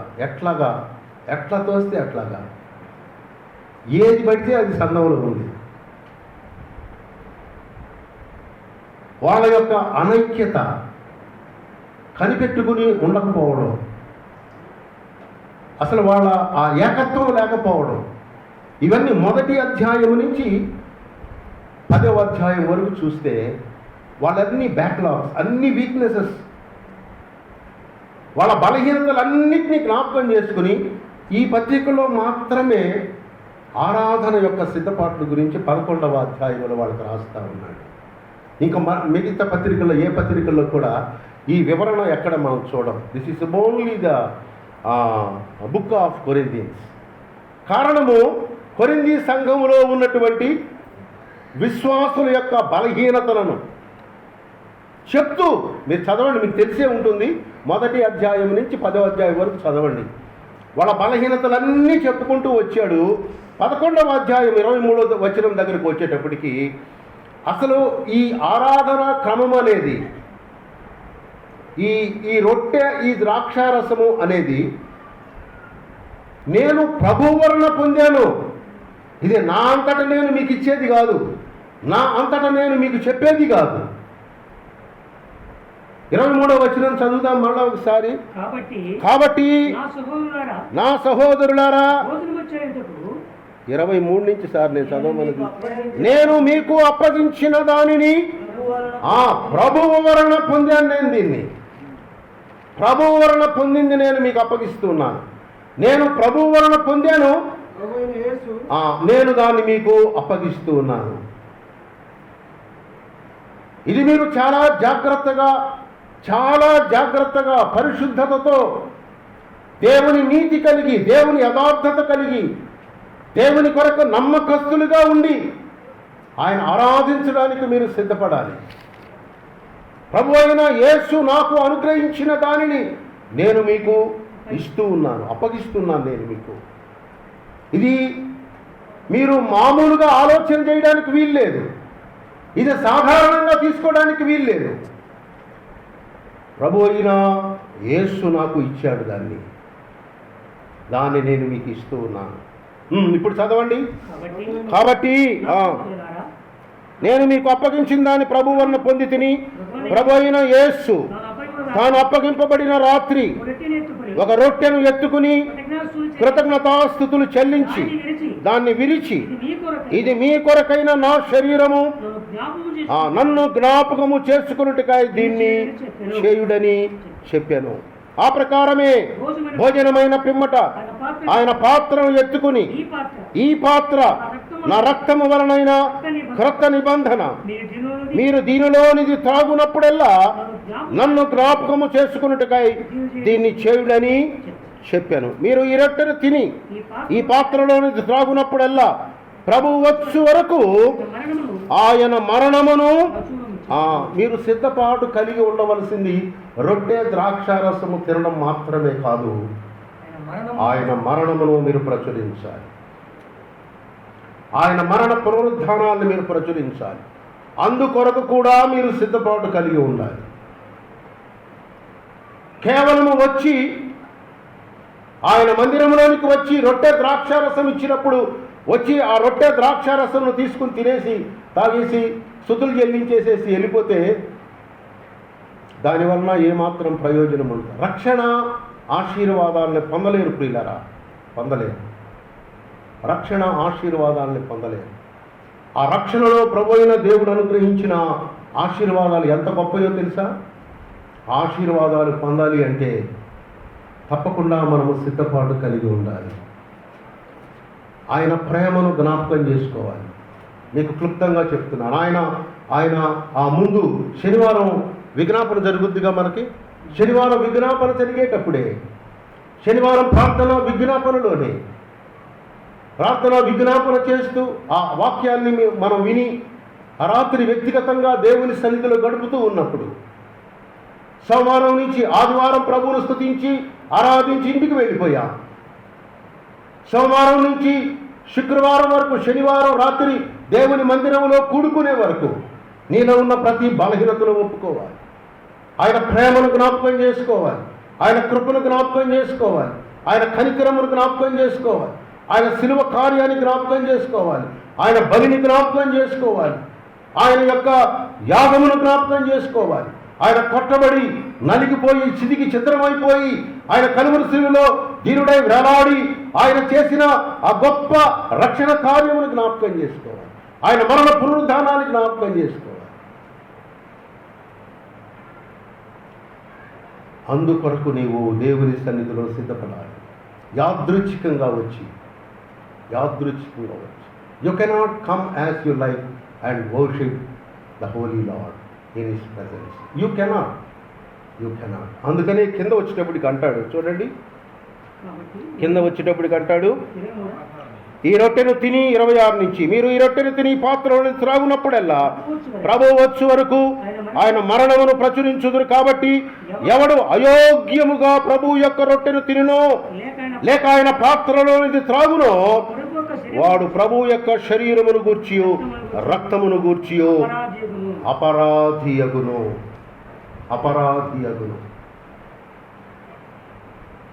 You cannot take the word of God as easy as you think. నీవు అనుకున్నట్టుగా దేవుని వాక్యాన్ని ఎట్లా పడితే అట్లాగా ఆలోచన చేసి దేవుని సన్నిధిలో ఆరాధన చేయ తగదు. అపరాధి అవుతావు సుమా, అపరాధి అవుతావు. దేవుని ఆశీర్వాదానికి బదులు శిక్షకు పాత్రుడు. అపరాధి. ఆ తరువాత చూడండి 28వ వచనం, అపరాధి అవుతావు కాబట్టి ప్రతి మనుష్యుడు తన్ను తాను పరీక్షించుకొనవలెను. అలాగు చేసి ఆ రొట్టెను తిని ఆ పాత్ర నుంచి త్రాగవలెను. ప్రభు శరీరమని వివేచింపక తిని త్రాగువాడు తనకు శిక్షావిధి కలుగుటకే తిని త్రాగుచున్నాడు. ఇందువలననే మీలో అనేకులు బలహీనులను రోగులనై ఉన్నారు. చాలా మంది నిద్రించుచూ ఉన్నారు. అయితే మనలను మనమే విమర్శించుకొనిన ఎడల తీర్పు పొందక పోదుము. ఇక్కడ 2 మాటలు వాడాడు. ఒకటి, నీవు గనక నీ ఇష్టం వచ్చినట్టుగా ప్రభు యొక్క ఆ రక్తమును కానీ ఆయన రొట్టెను కానీ ఆ పాత్రలో త్రాగితే అయోగ్యముగా కనుక తీసుకుంటే అపరాధి అవుతావు. రెండవది 29వ వచనములో ప్రభు శరీరమని వివేచింపక తిని త్రాగువాడు తనకు శిక్షావిధి. ఒకటి అయోగ్యత, యోగ్యముగా లేని స్థితి. రెండవది వివేచన లేకపోవడం. జ్ఞాన వివేచనములకు ఆధారమగు ఆత్మను ప్రభు అయిన దేవుడు మనకి ఇచ్చాడు. ఇచ్చాడా లేదా? ఇచ్చాడు. ఎక్కడిచ్చాడు ఆయన? యెషయా గ్రంథం 11వ అధ్యాయం చూడండి. యెషయా గ్రంథము 11వ అధ్యాయము 2వ వచనం చదువునా? యెషయా గ్రంథము 11వ అధ్యాయం. ప్రభువగు యెహోవా ఆత్మ, జ్ఞాన వివేకములకు ఆధారముగు ఆత్మ, ఆలోచన బలమునకు ఆధారముగు ఆత్మ, తెలివిని యెహోవా ఎడల భయభక్తులను పుట్టించు ఆత్మ. దేవుని యందు భయభక్తులు కలిగి ఉన్నావా? లేదా ఉత్తి భక్తే కలిగి ఉన్నావా? భయముతో కూడిన భక్తి కలిగి ఉండాలి. ఇక్కడైతే తెలుగు వర్షన్లు అన్నింటిలో కూడా భయభక్తులు అని వ్రాయబడ్డాయి. తెలుగు వర్షన్లో ఏ బైబిల్ అయినా ద్వంద్వ పదాలు వాడబడ్డాయి. భయభక్తులు అనే మాట రాశాడు. అయితే ఇంగ్లీష్ వర్షన్లో ఏ వర్షన్ అయినా, కింగ్ జేమ్స్ వర్షన్ కానీ, న్యూ అమెరికన్ స్టాండర్డ్ వర్షన్ కానీ, ఇంగ్లీష్ స్టాండర్డ్ వర్షన్స్ ఏ వర్షన్ చూసినా the fear of the lord అని ఉంటుంది. ఏ వర్షన్ చూసినా అందులో భయమును గూర్చి మాత్రమే రాశాడు. The fear of the lord. దేవుని గూర్చిన భయము నీకుండాలి. దేవుని సన్నిధిని గూర్చిన భయము నీకుండాలి. దేవుని సహవాసమును గూర్చిన భయము నీకుండాలి. భయముతో కూడిన భక్తి చెయ్యాలి. ఉత్త భక్తి అయితే పైకి భక్తి కలిగిన వారుగా ఉండి దాని శక్తిని ఆశ్రయించలేనటువంటి వారైతే దానివల్ల మీకు ఏమాత్రం ప్రయోజనం లేదు. సిద్ధపాటు కలిగి ఆయన్ని స్తుతించి ఆరాధించాలి. అయోగ్యతకు చోటు ఉండకూడదు. యోగ్యముగా ఆరాధించాలి. అవివేచనకు చోటు ఉండకూడదు. వివేచనతో ఆరాధించాలి, సిద్ధపాటు కలిగి ఆరాధించాలి. ఆయన మనకు రొట్టెగా అనుగ్రహించబడ్డాడు. He became bread. యేసుక్రీస్తు ప్రభు శరీరమును మనము జ్ఞాపకం చేసుకోవాలి అంటే ఆయన మన కొరకు రొట్టె అయిన ఆ పాత్ర అక్కడ ఉన్నప్పుడు, ఆ పాత్రను చూస్తూ ఉన్నప్పుడు,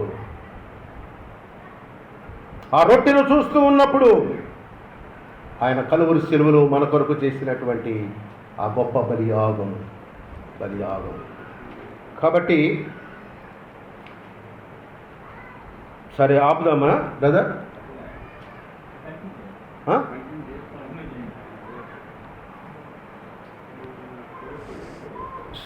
సరే. సో దేవుని యొక్క జ్ఞాన వివేచనములకు ఆధారముకు ఆత్మ ప్రభు అయిన దేవుడు మనకు అనుగ్రహించాడు. ఆత్మతోనూ సత్యముతోనూ ఆయన్ని ఆరాధించాలి. ఆత్మతో సత్యముతో ఆయన్ని స్తుతించి ఆరాధించాలి. అది ఆయన సన్నిధిలో మనము ఆయన కొరకు మనము సిద్ధపడేటటువంటి పరిస్థితి. మరొకసారి ఆదికాండము 22వ అధ్యాయంలో అబ్రహాము యొక్క సిద్ధపాటును మనం చూస్తాం. ప్రభు అయిన దేవుడు ఆయన్ని పరిశోధించినప్పుడు తనకి ఒక్కడై ఉన్నటువంటి కుమారుణ్ణి బలి ఇమ్మని చెప్పినప్పుడు, మోరియా పర్వతం మీదకు వెళ్ళేటప్పుడు తన యొక్క సిద్ధపాటు, ఆరాధనకు కావలసిన సామాగ్రి అంతా తీసుకున్నాడు. ఏమేమి అవసరం ఆరాధనకు? అక్కడ ఆరాధించాలి అంటే కట్టెలు కావాలి, నిప్పు కావాలి, కత్తి కావాలి కదా,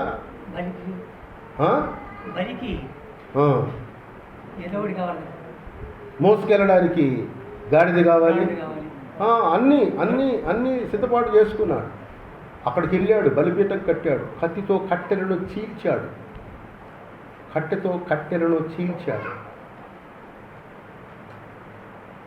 దేవుని యొక్క సన్నిధిలో ఆరాధన చేయడానికి సిద్ధపడేటటువంటి వాళ్ళు చీల్చబడే అనుభవంలో ఉండాలి. చీల్చబడిన అనుభవం. కత్తితో కట్టెలను చీల్చిన అనుభవం అబ్రహాము చూపిస్తే, దేవుని వాక్యమనే ఆత్మ ఖడ్గము వలన ఈ కట్టెను చీల్చాలి, ఈ కట్టెను ఛేదించాలి. ఛేదిస్తే అప్పుడు మాత్రమే హృదయపూర్వకంగా ఆయన ఆరాధించగలం. చీల్చబడకపోతే, విరవబడకపోతే మనం ఆయన్ని ఆత్మతో సత్యముతో ఆరాధించాలి. క్రొత్త నిబంధన గ్రంథంలో కూడా మనం మరియను చూస్తాం కదా. యోహాను సువార్త 12వ అధ్యాయంలో మరియా ప్రభు పాదాల దగ్గర కూర్చొని, లూకా సువార్త 10వ అధ్యాయంలో మరియా ప్రభు యొక్క పాదాల దగ్గర కూర్చుని ఆయన ఆరాధించే ఒక అనుభవం. వీటన్నిటికీ మనం ఎన్నో సంగతులు ఉన్నాయి మనం జ్ఞాపకం చేసుకోవడానికి. అయితే వీటన్నిటి నుండి మనం నేర్చుకునే పాఠం ఏమిటి అంటే, ఆరాధనలో సిద్ధపాటు కలిగి ఉండాలి. ఆ సిద్ధపాటులో మనల్ని మనము నలుగుగొట్టుకోవాలి. యేసయ్య మనకు రక్షణ ఇవ్వడానికి ఆయన నలిగిపోయాడు కదా, ఆయన ఆరాధించడానికి మనం కూడా నలగాలి, చీల్చబడాలి, విరవబడాలి. ఆ రొట్టెను మన దగ్గర ఉన్నటువంటి ఆ రొట్టెను కృతజ్ఞతాస్తుతులు చెల్లించి ప్రభు విరిచి మనకి ఇచ్చినట్లుగా మనం కూడా విరుస్తాం కదా,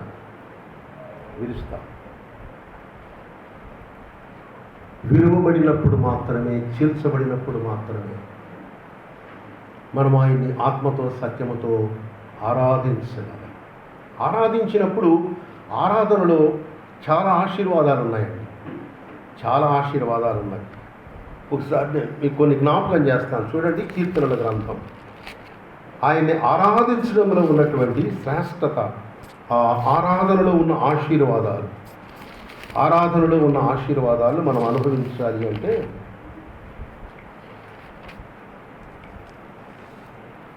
ఇరవై 21వ కీర్తన చూడండి. 21వ కీర్తన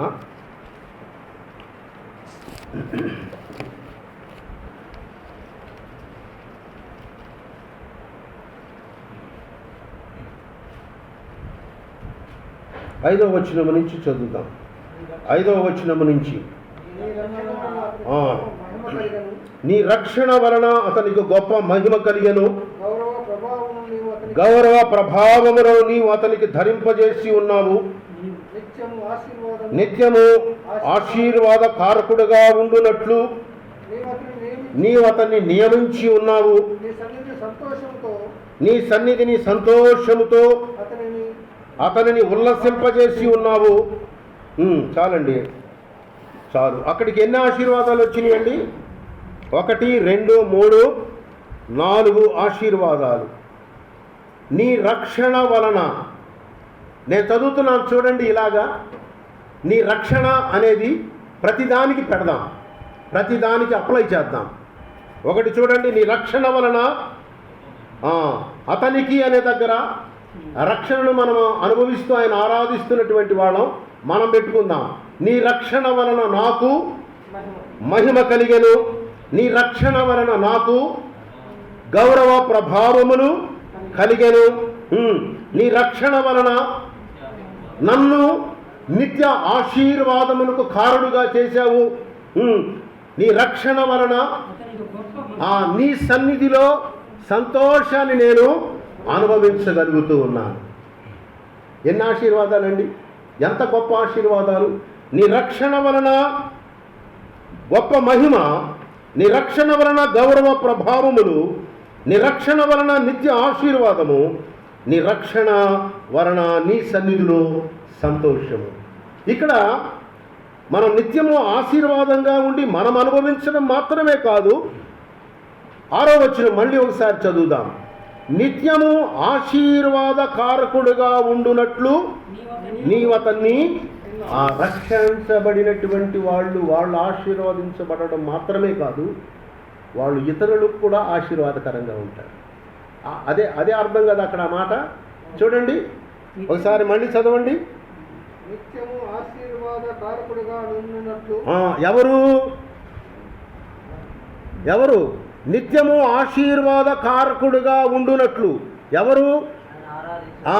ఆరాధిస్తున్న వాళ్ళు, రక్షణ ఆశీర్వాదాలు అనుభవిస్తున్నటువంటి వాళ్ళు ఇతరులకు కూడా ఆశీర్వాదాలు పంచడానికి నియమించాడంట ఆయన.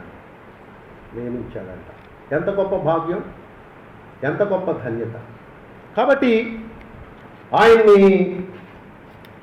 సిద్ధపాటు కలిగి ఆరాధించాలి. తర్వాత అందులోనే 2వ మాట సమయం. ఇది చాలా ప్రాముఖ్యమైనది. సమయము చాలా ప్రాముఖ్యం. దీని మీద నేను ఎక్కువ సమయం తీసుకోను, కానీ దీని గురించి మనకందరికీ తెలుసు. సమయానికి మనం రాంగ్ కదా, సమయానికి రాంగ్. 9:30కి ఆరాధన అంటే 9:45కి వస్తాం. ఇంటి దగ్గర అన్నీ చక్కబెట్టుకుని వీలైతే 10 గంటలకు వస్తాం. ఆరాధన యొక్క ప్రాముఖ్యత తెలియని వాళ్ళు చేసే పనులు. ఆరాధికుని ఆశీర్వాదాలు పోగొట్టుకునేటటువంటి అనుభవం ఇది. సమయం అనేది చాలా ప్రాముఖ్యమైనది.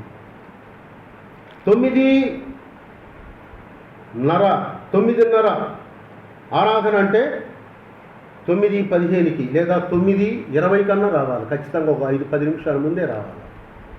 కొంచెంసేపు ఇక్కడ మోకరించాలా, దేవుని సన్నిధిలో మోకరించాలా. ప్రభువా, నిన్ను స్తుతించి ఆరాధించడానికి వచ్చాను నేను. నీ ఆత్మ నడిపింపు నాకు దయచేయి ప్రభు. నీ ఆత్మ నడిపింపు నాకు. ఆదివారమే వస్తాయి అన్ని పనులు ఆదివారమే వస్తాయి. అన్న ఎక్కడన్నా మా చర్చిలో కూడా అంతే. అసలు ఎక్కడన్నా పిల్లలతో అవ్వట్లేదన్నా, అస్సలు కుదరట్లేదన్న పిల్లలతోటి. లేచి తయారవుదామంటే ఒకడేమో నీ స్నానం చేపిస్తే ఒకడేమో చూసుకెళ్తాడు. వాడిని చేసి వచ్చేటప్పటికి ఈ పిల్లేమో గౌన్ ఎక్కడో పడేస్తుంది. ఆ గౌన్ తీసేటప్పటికి ఈడేమో పెట్లు బట్టలు తీసుకెళ్ళి ఎక్కడో పట్టేసి అటు ఇటు ఆ సెల్ ఫోన్ పట్టుకుని ఆడుతూ ఉంటాడు. గేమ్స్ కావాలి అంటారు. మీడియా, ఇంటర్నెట్, ఈ సెల్ ఫోన్లు, అందులో స్మార్ట్ ఫోన్లు అస్సలు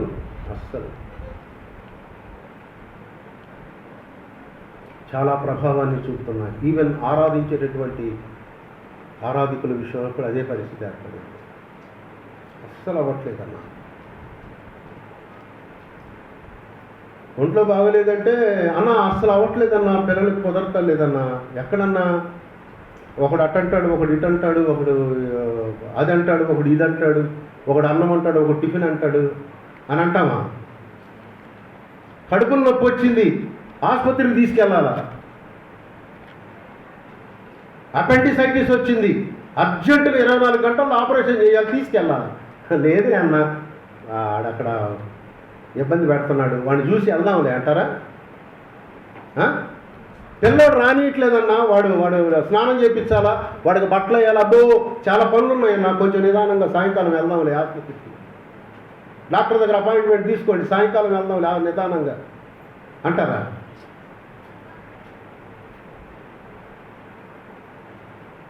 జాగ్రత్త.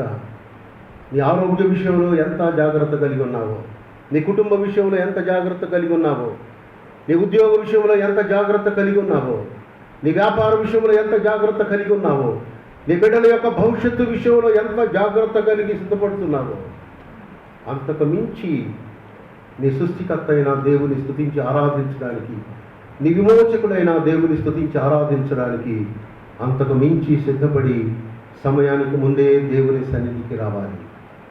సమయానికి ముందే దేవుని సన్నిధికి రావాలి. You must attend to worship the lord before time. 9:30 అంటే 9:20కే ఇక్కడ ఉండాలి. 9:20కే ఇక్కడ ఉండాలి. ఉద్యోగస్తులు ఎక్కువ మంది ఉన్నారు ఇక్కడ, చాలామంది టీచర్స్ ఉంటారేమో. చాలామంది టీచర్స్ ఏనండి ఇక్కడ. ఉద్యోగస్తులు ఎవరైనా, ఇప్పుడు టీచర్స్ ఉన్నారనుకోండి, వాళ్ళ ఎడ్యుకేషన్ మినిస్టర్ వస్తున్నాడు, 10 గంటలకి మీటింగ్ అండి, మనవాళ్ళని ఈ మండలంలో ఉన్న వాళ్ళ అందరినీ హెచ్ఎంఎల్ని, ప్రిన్సిపాల్ని, టీచర్లు అందరినీ సమావేశపరచండి అని చెప్తాడు. ఎడ్యుకేషన్ మినిస్టర్ వస్తున్నాడు. 10ంటికి అన్నాడు. ఎన్ని గంటలకల్లా వెళ్ళి కూర్చుంటారు అక్కడ? ఎందుకని తోట తీస్తాడు. 10 గంటలకు ఆయన వచ్చిన తర్వాత ఏ ఒక్కడు 10-2 నిమిషాలకి, 13 నిమిషాలకి, 15 నిమిషాలకి రావడం కనుక ఆయన చూశాడంటే తోలు తీసేస్తాడు, తోలు చేస్తాడు. అది మన ప్రభు అయిన దేవుడు చేయట్లా. ఆయన ప్రేమిస్తున్నాడు, ఆయన కృప చూపుతున్నాడు, ఆయన కనికరిస్తూ ఉన్నాడు, ఆయన క్షమిస్తూ ఉన్నాడు. సరిచేసుకుంటావని సుమా, సరిచేసుకుంటావని అవకాశం ఇస్తూ ఉన్నాడు. అది చేతకారితనంగా తీసుకోవచ్చు. అది ప్రభు ఏమీ చేయలేడులే అని అనుకో. కొంతమంది అలాగ అనుకున్నారంట. 50వ కీర్తన చూడండి, 50వ కీర్తన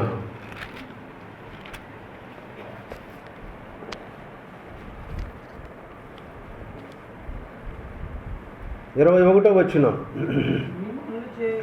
ఇట్టి పనులు నీవు చేసినను నేను మౌనులై ఉంటిని, అందుకు నేను కేవలము నీ వంటి వాడనని నీవనుకుంటివి. అయితే నీ కన్నుల ఎదుట ఈ సంగతులను నేను వరుసగా ఉంచి, ఒక దినం రాబోతుంది సుమా,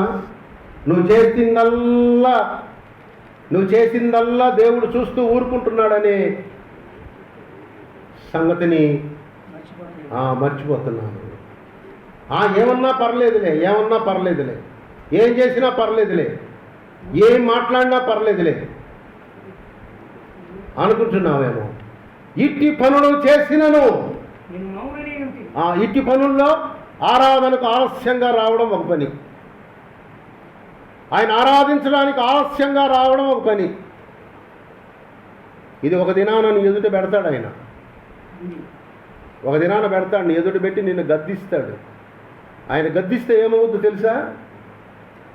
ఆయన గద్దిస్తే సముద్రపు అడుగు భాగము, ఆ సముద్రపు మట్టం కనపడుతుంది. సముద్రపు మట్టం అడుగు భాగం, పునాదులు కనపడతాయి. ఆయన కనుక అన్నాడు అంటే అయిపోయావే. జాగ్రత్త. సమయానికి ఆరాధించడానికి రావాలి. ఎవరిని ఆరాధించడానికి వస్తున్నావు? నీ సృష్టికర్త అయిన దేవుని, నీ విమోచకుడైన దేవుని, రక్తం ఇచ్చి నిన్ను కొన్న దేవుని, విలువ పెట్టి నిన్ను కొన్న దేవుని, శిలువలో నీ కొరకు సమస్తమును అర్పించి అప్పగించి మరణించి తిరిగి లేచిన దేవుని, ఆరోహణుడై వెళ్ళి తండ్రి కుడిపార్శ్వమున కూర్చుండి ఆ దేవాతి దేవుని కుడిపార్శ్వమున ఆసీనుడై ఉన్నటువంటి ఆ దేవాతి దేవుని, మహిమ గల దేవుని, ప్రభావము గల దేవుణ్ణి ఆరాధించడానికి వస్తున్నాను. అంత నిర్లక్ష్యమా? అంత అలక్ష్యమా?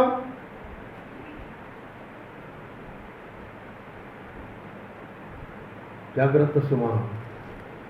దేవునితో వ్యవహారం చాలా జాగ్రత్తగా ఉండాలి. కనుక ఆరాధన సిద్ధపాటు మరియు సమయము మనము ఆలోచన చేసినట్లుగా ఆ ప్రకారంగా మనము ప్రభువుని స్తుతించి ఆరాధించినట్లుగా మన వ్యక్తిగత జీవితాల్లో, కుటుంబ జీవితాల్లో మనం ప్రభువుని స్తుతించి ఆరాధించినట్లుగా ఆ పరిశుద్ధాత్మ దేవుడు మనల్ని అలాగ బలపరిచి నడిపించునుగాక. ఆఖరి మాట, ఆఖరి పాయింట్ ఏంటంటే ఆరాధన యొక్క విశిష్టత.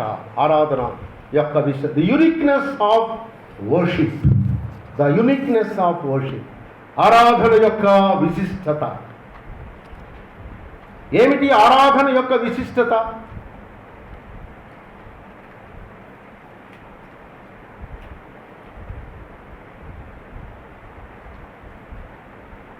సీనాయి పర్వతం మీద ప్రభువైన దేవుడు మోషేని రమ్మన్నప్పుడు మోషే సీనాయి పర్వతం మీదకి వెళ్ళాడు. సీనాయి పర్వతం మీద 40 దినాలు ప్రభుతో సహవాసం కలిగి ఆయన సన్నిధిని అనుభవిస్తూ, ఆయనతో మాట్లాడుతూ, ఆయన ఇస్తున్నటువంటి 10 ఆజ్ఞలను తీసుకురావడానికి ఆయన సీనాయి పర్వతం మీదకి ఎక్కాడు. సీనాయి పర్వతం మీద ఆ ఉన్నతమైనటువంటి దేవాతి దేవుని యొక్క సన్నిధిలో ఉన్న మహిమను అనుభవిస్తున్నటువంటి మోషేను కొండ మీద చూస్తే, కొండ క్రింద ఉన్నటువంటి అహరోను ఏం చేస్తున్నాడు?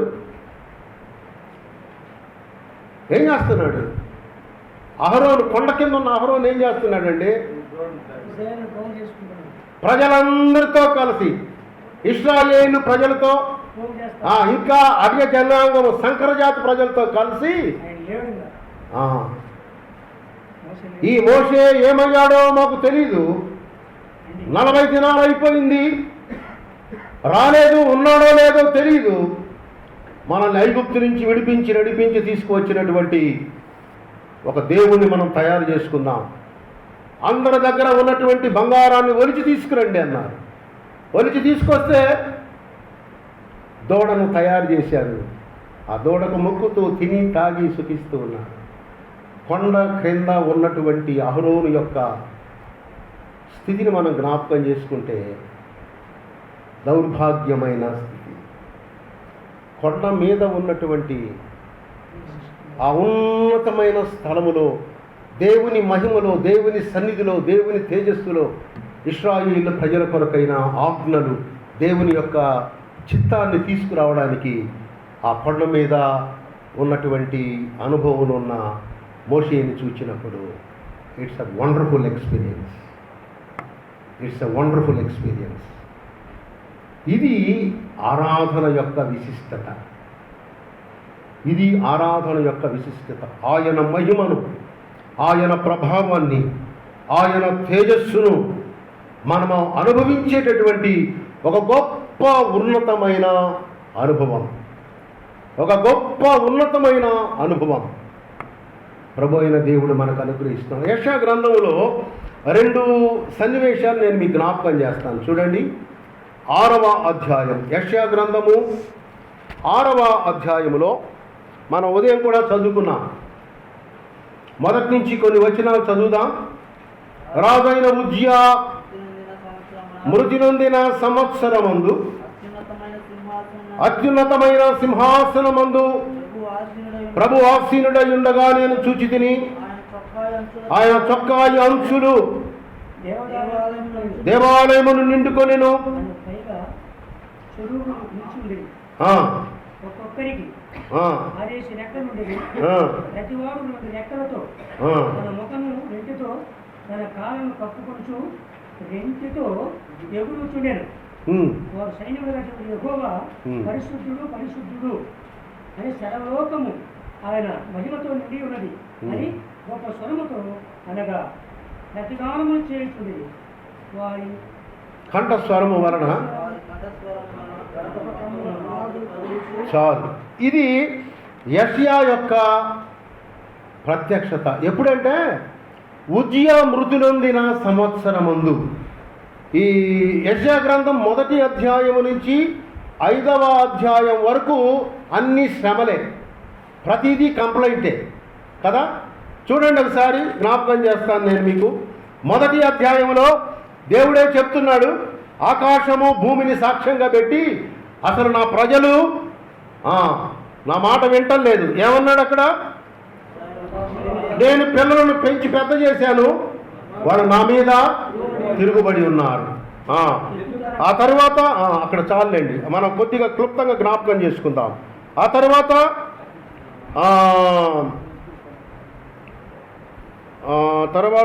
18వ వచనం, యెహోవా ఈ మాట సెలవిచ్చుచున్నాడు, రండి మనం వివాదము తీర్చుకుందాము. మన పాపముల రక్తం వలె ఎర్రని వైనను అవి హిమము వలె తెల్లబడును, కెంపు వలె ఎర్రని వైనను అవి గొర్రెబొచ్చు వలె తెల్లని వగును. ఇక్కడ 1వ అధ్యాయంలో దేవుని ప్రజలే కానీ దేవునికి విరోధంగా జీవిస్తున్నటువంటి వారు, దేవుని మాట విననటువంటి వారు. ఆ తర్వాత 2వ అధ్యాయములో సాంప్రదాయాలతో నిండుకొని సాంప్రదాయాలతో దేవుని మరచినటువంటి ప్రజలు కనిపిస్తున్నారు. 3వ అధ్యాయములో ఇశ్రాయేలీయుల కుమార్తెలు, యూదా కుమార్తెలు గర్విష్ఠులై వారు ఇష్టానుసారంగా జీవించి దేవునికి విరోధముగా జీవించినటువంటి పరిస్థితి. 4వ అధ్యాయములో ఆయన ద్రాక్ష తోట వేశాడు, కారు ద్రాక్షలు కాస్తూ ఉన్నాయి. కారణం ఏంటో తెలీదు, వాపోతూ ఉన్నాడు. ఆ తర్వాత 5వ అధ్యాయములో దేవుని జ్ఞానమును విడిచి చెరపట్టబడినటువంటి ప్రజలు. అంతా శ్రమ. ఆ అధ్యాయంలో అంతా చదివితే అంతా శ్రమ. ద్రాక్ష రసాన్ని తాగుతూ ఇష్టానుసారంగా జీవిస్తున్నటువంటి వాళ్ళ పరిస్థితిని 5వ అధ్యాయంలో చూసి. సో ఈ 5 అధ్యాయాల్లో ఉన్నటువంటి పరిస్థితులన్నిటినీ పరిగణలోనికి తీసుకుంటే 6వ అధ్యాయానికి వచ్చేటప్పటికి ఉజ్జియా మృతి నొందాడు. ఉజ్జియా మృతి నొందిన సంవత్సరమున ప్రభు అయిన దేవుడు యెషయాని దర్శించినట్లుగా చూస్తాం. ప్రభు అయిన దేవుడు యెషయాను దర్శించి అత్యున్నతమైన సింహాసనమందు ఆసీనుడైన ఆ దేవాతి దేవుని యొక్క మహిమ, ప్రభావము, ఘనత, పరిశుద్ధతను బయలుపరిచాడు. ఇక్కడ చూచినటువంటి యెషయా అసలు దిగ్భ్రాంతి చెందాడు, బెత్తరపోయాడు. అప్పుడు యెషయా యొక్క పరిస్థితి తనకు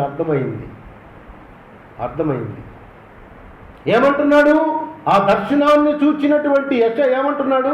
అయ్యో, ఏమన్నాడు? నేను అపవిత్రమైన పెదవులు కలవాడను. దేవుని యొక్క సన్నిధిలో, ఆయన ప్రత్యక్షతలో మన బలహీనతలు బయటపడతాయి. అందుకే అపోస్తలుడైన పౌలు అన్నాడు, మిమ్మల్ని మీరు విమర్శ చేసుకుంటే చాలు, మిమ్మల్ని మీరు పరిశీలన చేసుకుంటే చాలు. దేవుని సన్నిధిలోనికి వచ్చినప్పుడు, ఆయన స్తుతించి ఆరాధించడానికి వచ్చినప్పుడు మనల్ని మనం పరిశీలన చేసుకోవడానికి ఆయన సన్నిధిలో కనిపెట్టి ఉంటే మన బలహీనతలను ఆయన చూపిస్తాడు. హృదయపూర్వకంగా ఆయన సన్నిధిలో మనం ఆయన ఆరాధించడానికి సిద్ధపడినప్పుడు మనలో ప్రతి బలహీనత చూపిస్తాడు. నేను ఉదయం 1 యోహాను పత్రిక 3వ అధ్యాయములో ఆ సంగతులు జ్ఞాపకం చేశాను. ఏ విషయాల్లో నీ హృదయము నీ మీద దోషారోపణ చేయించు ఉన్నదో ఆ విషయాల్లో నీవు దేవుని ఎదుట సమ్మతిపడాలా. సరే అది అట్లా ఉంచండి. ఈ 6వ అధ్యాయములో ఇక్కడ మహిమగల దేవుడు, అత్యున్నతమైన సింహాసనమందున్న దేవుడు, ప్రభావము కలిగిన దేవుడు, స్తుతించబడుతున్న దేవుడు, ఆరాధించబడుతున్న దేవుడు, పరిశుద్ధతను కలిగిన దేవుని యొక్క ప్రత్యక్షతను చూచాడు. ఇదే యెషయా 53వ అధ్యాయానికి వచ్చేటప్పటికి ఏం చెప్తున్నాడు? యెషయా గ్రంథము 53వ అధ్యాయం ఏం చెప్తున్నాడు? సిలువ వేయబడిన యేసుక్రీస్తు ప్రభువుని గురించి చెప్తూ ఉన్నాడు. 2 కొండలు అనుకుందాం, ఇదొక కొండ కదా. 6వ అధ్యాయంలో ఉన్న కొండ మీద యొక్క ప్రత్యక్షత యెషయాకి మహిమా ప్రత్యక్షత, ప్రభావము కలిగిన ప్రత్యక్షత, దేవుని యొక్క ఔన్నత్యమును గుర్తించగలిగిన ప్రత్యక్షత, పరిశుద్ధుడైన దేవుని చూడగలిగిన ప్రత్యక్షత. అట్టి దేవాది దేవుడు 53వకి వచ్చేటప్పటికి అత్యున్నతమైన సింహాసనమందు ఆసీనుడైన దేవుడు గొల్గొతా కొండ మీద శిలువ మీద వేలాడేటటువంటి పరిస్థితి వచ్చాడు. శిలువ మీద వేలాడే పరిస్థితికి వచ్చాడు. మనమందరము గొర్రెల వలె త్రోవ తప్పిపోతిమి, మనలో ప్రతి వాడు తనకిష్టమైన త్రోవకు తొలగను. యెహోవా మన అందరి దోషం అతని మీద మోపాడు. వదకు తేబడిన గొర్రె పిల్లవని బొచ్చు కత్తరించు వారు ఎదుట గొర్రె పిల్ల మౌనముగా ఉన్నట్లు మౌనము దాల్చిన యేసుక్రీస్తు ప్రభు, దౌర్జన్యము నిందిన యేసుక్రీస్తు ప్రభు, బాధింపబడిన యేసుక్రీస్తు ప్రభు, నలుగుగొట్టబడిన యేసుక్రీస్తు ప్రభు, నిశ్చయముగా అతడు అన్యాయమేమియో చేయలేదు, అతని నోట ఏ కపటమును లేదు, అతని నడులు కొట్టుటకు యెహోవాకు ఇష్టమాయను. ఆయన అతనికి వ్యాధి కలుగజేశాడు. అతడు తన్ను తానే అపరాధ పరిహారార్థ బలి చేయగా అతని సంతానము చూచును. నిశ్చయముగా అతడు మన రోగములను భరించెను, మన వ్యసనములను వహించెను. అతడు పొందిన దెబ్బల చేత మనకి స్వస్థత కలిగించును. మన కొరకు నలుగుగొట్టబడిన ప్రభు. 53వ అధ్యాయములో ఆ గొల్గొతా కొండ దగ్గర మేకుల మధ్య దీనుడై వేలాడుతూ ఆయన ఆకాశానికి భూమికి మధ్య వేలాడిన దీనస్థితిని చూపిస్తున్నాడు యెషయా. ఇది ఆరాధన యొక్క విశిష్టత, ద యూనిక్నెస్ ఆఫ్ వర్షిప్. 6వ అధ్యాయములో అత్యున్నతమైన సింహాసనమందు ఆసీనుడైన ఆ దేవాతి దేవుడు 53వ అధ్యాయానికి వచ్చేటప్పటికి శిలువ మీదకు దిగివచ్చాడు. ఎవరి కొరకు? నీ కొరకు, నా కొరకు, మన అందరి కొరకు రక్షణ కార్యము చేశాడు, బలియాగము అయ్యాడు. యోహాను తన సువార్తలో అంటాడు కదా, మొదటి అధ్యాయం, యోహాను సువార్త మొదటి అధ్యాయం 29వ వచనం అంటాడు, ఇదిగో లోక పాపమును మోసుకొని పోవు దేవుని గొర్రెపిల్ల. ఇది ఆరాధన యొక్క విశిష్టత.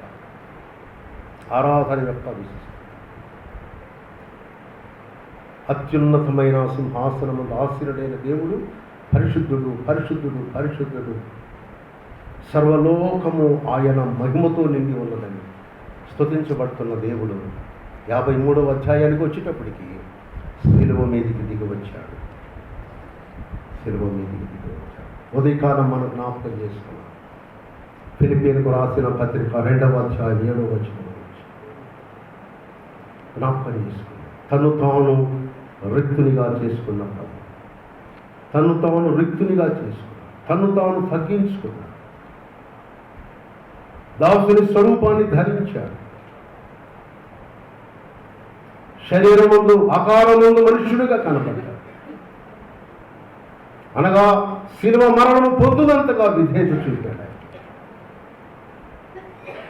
ఈ విషయాలన్నిటినీ మనం ధ్యానం చేస్తున్నప్పుడు రక్షణ యొక్క విశిష్టత, uniqueness of Jesus Christ worship. కనుక ప్రియులారా, ఆరాధన మన జీవితాల్లో ఎంతో అత్యంత ప్రాముఖ్యమైనది.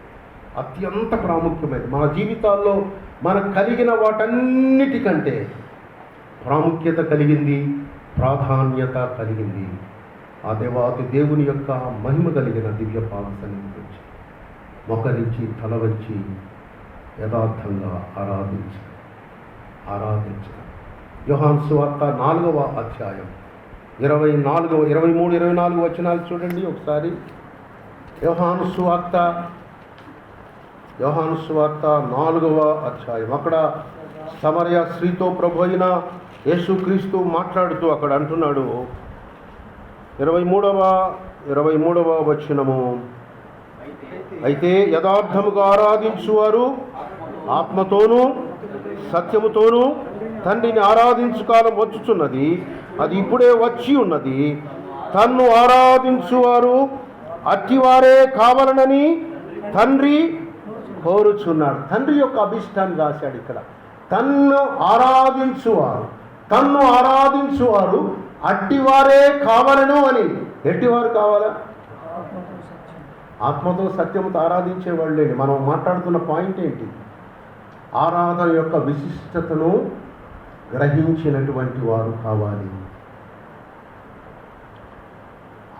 ఆరాధన యొక్క ప్రాముఖ్యతను గ్రహించిన వారు కావాలి.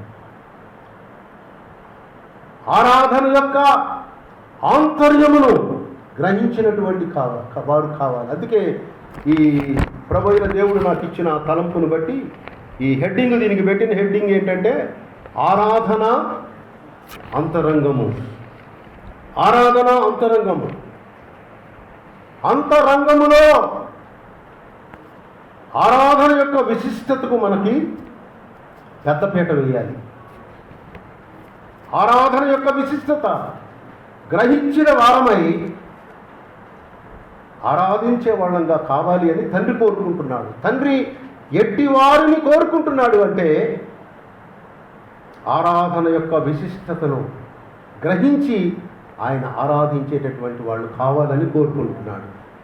ఇంకొక రకంగా చెప్పాలి అంటే మనం ఈ పాయింట్స్ అన్నిట్లో, మనం చదువుకున్నటువంటి స్టడీ చేసినటువంటి పాయింట్స్ అన్నిట్లో అన్నీ కలిగినటువంటి వారు ఆరాధించాలని ఒకసారి మనం జ్ఞాపకం చేసుకుంటామా? ఒకటి, అంకిత భావముతో ఆయన ఆరాధించేవాళ్ళు కావాలి. రెండవది, ఆరాధించేటటువంటి అవసరతను గుర్తించినటువంటి వాళ్ళు ఆరాధించేవాళ్ళు కావాలని తండ్రి కోరుకుంటున్నాడు. మనం ఎందుకు ఆయన ఆరాధించేటటువంటి గ్రహింపు కలిగి ఆయన ఆరాధించేటటువంటి వాళ్ళు కావాలని తండ్రి కోరుకుంటున్నాడు. నాలుగవది, ఆయన మందిరములో, ఆయన సన్నిధిలో, ఆయన తేజోమహిమనిచ్చు స్థలములో ఆరాధించేటటువంటి వాళ్ళు కావాలని తండ్రి కోరుకుంటున్నాడు. ఆయన రక్తము చేత విమోచించబడి కదా ఎవరు ఆరాధించేదంటే మనం చాలా సంగతులు కొంచెం డీప్గా మనం ఆలోచన చేశాం. నూతన సృష్టి కలిగి, నూతన సృష్టిగా ఉన్నవారు, నూతన జీవాన్ని కలిగిన వారు, నూతన స్వభావం కలిగిన వారు యేసు రక్తములో విమోచించబడిన వారు కదా. యేసు రక్తములో మనకు అనుగ్రహించబడిన ఆశీర్వాదాలు జ్ఞాపకం చేసుకున్నాం. ఆ తరువాత ఆయన ఆరాధించడానికి సిద్ధపాటు కలిగి సమయానికే వచ్చి ఆయన ఆరాధించేటటువంటి వారు కావాలని తండ్రి కోరుకుంటున్నాడు. ఇంకా ఎటువంటి వారిని కోరుకుంటున్నాడు? ఆరాధన యొక్క విశిష్టతను ఎరిగి ఆయన స్తుతించి ఆరాధించేటటువంటి వాళ్ళు కావాలని కోరుకుంటున్నాడు. కాబట్టి ఈ 7 అంశాలు మన హృదయంలో భద్రపరుచుకుని ఆయన్ని ఆరాధించడానికి మనం సిద్ధపడినట్లుగా ప్రభువైన దేవుడు తన ఆత్మ సహాయాన్ని మనకు అనుగ్రహిస్తూ ఆయన కృపచేత మనల్ని బలపరచాలని అంత్య దినాల్లో ఉన్నాం. నిర్లక్ష్యం చేయొద్దు సుమా, అలక్ష్యం చేయొద్దు. అపాయకరమైన దినాల్లో ఉన్నాం. అన్నిటికీ పేతురు చెప్పినట్లుగా అన్నిటికీ అంతము సమీపమై ఉన్నది. అన్నిటికీ అంతము సమీపమై ఉన్నది. ఆయన త్వరగా రాబోతున్నాడు. కాబట్టి మనము మనల్ని సిద్ధపరచుకుంటూ హృదయపూర్వకంగా ఆయన స్తుతిస్తూ ఆరాధిస్తూ ఆయన కొరకు ఎదురు చూచి ఆయన వచ్చినప్పుడు ఎత్తబడే గుంపులో ఉండగలిగినట్లుగా ప్రభు తన కృపను మన ఎడల అనుగ్రహించి మనల్ని బలపరచుగాక. ఆమె ప్రార్థన చేద్దాం. తండ్రి నీకు వందనాలు. 5 విషయాలు, ఉదయం 2 విషయాలు, మరి ఇప్పుడు 5 విషయాలు నాయన మేము మీ సన్నిధిలో ఆరాధన అంతరంగము అనే అంశం మీద మేము ధ్యానించడానికి మీరు చూపిన కృపకై స్తోత్రాలు. బలహీనుణ్ణి అయినా మీరు బలపరిచి నిలబెట్టారు. మీ పక్షంగా మీరు మాకు అనుగ్రహించిన మీ పరిశుద్ధ శక్తిగల లేఖనాన్ని బట్టి మీకు వందనాలు చెల్లిస్తున్నాం నాయన. విన్న మీ బిడ్డల హృదయమును వాక్యాన్ని భద్రపరచుకొని ఆరాధించడములు, స్తుతించడములు, కనపరచడములు తండ్రి మా ప్రభు కొరకు నమ్మకంగా జీవించడములు సహాయపడమని, తోడై ఉండమని యేసు పరిశుద్ధ నామమును స్తుతించి ప్రార్థించి వేడుకుంటున్నాం పరలోకపు తండ్రి. ఆమేన్. అందరికీ వందనాలు.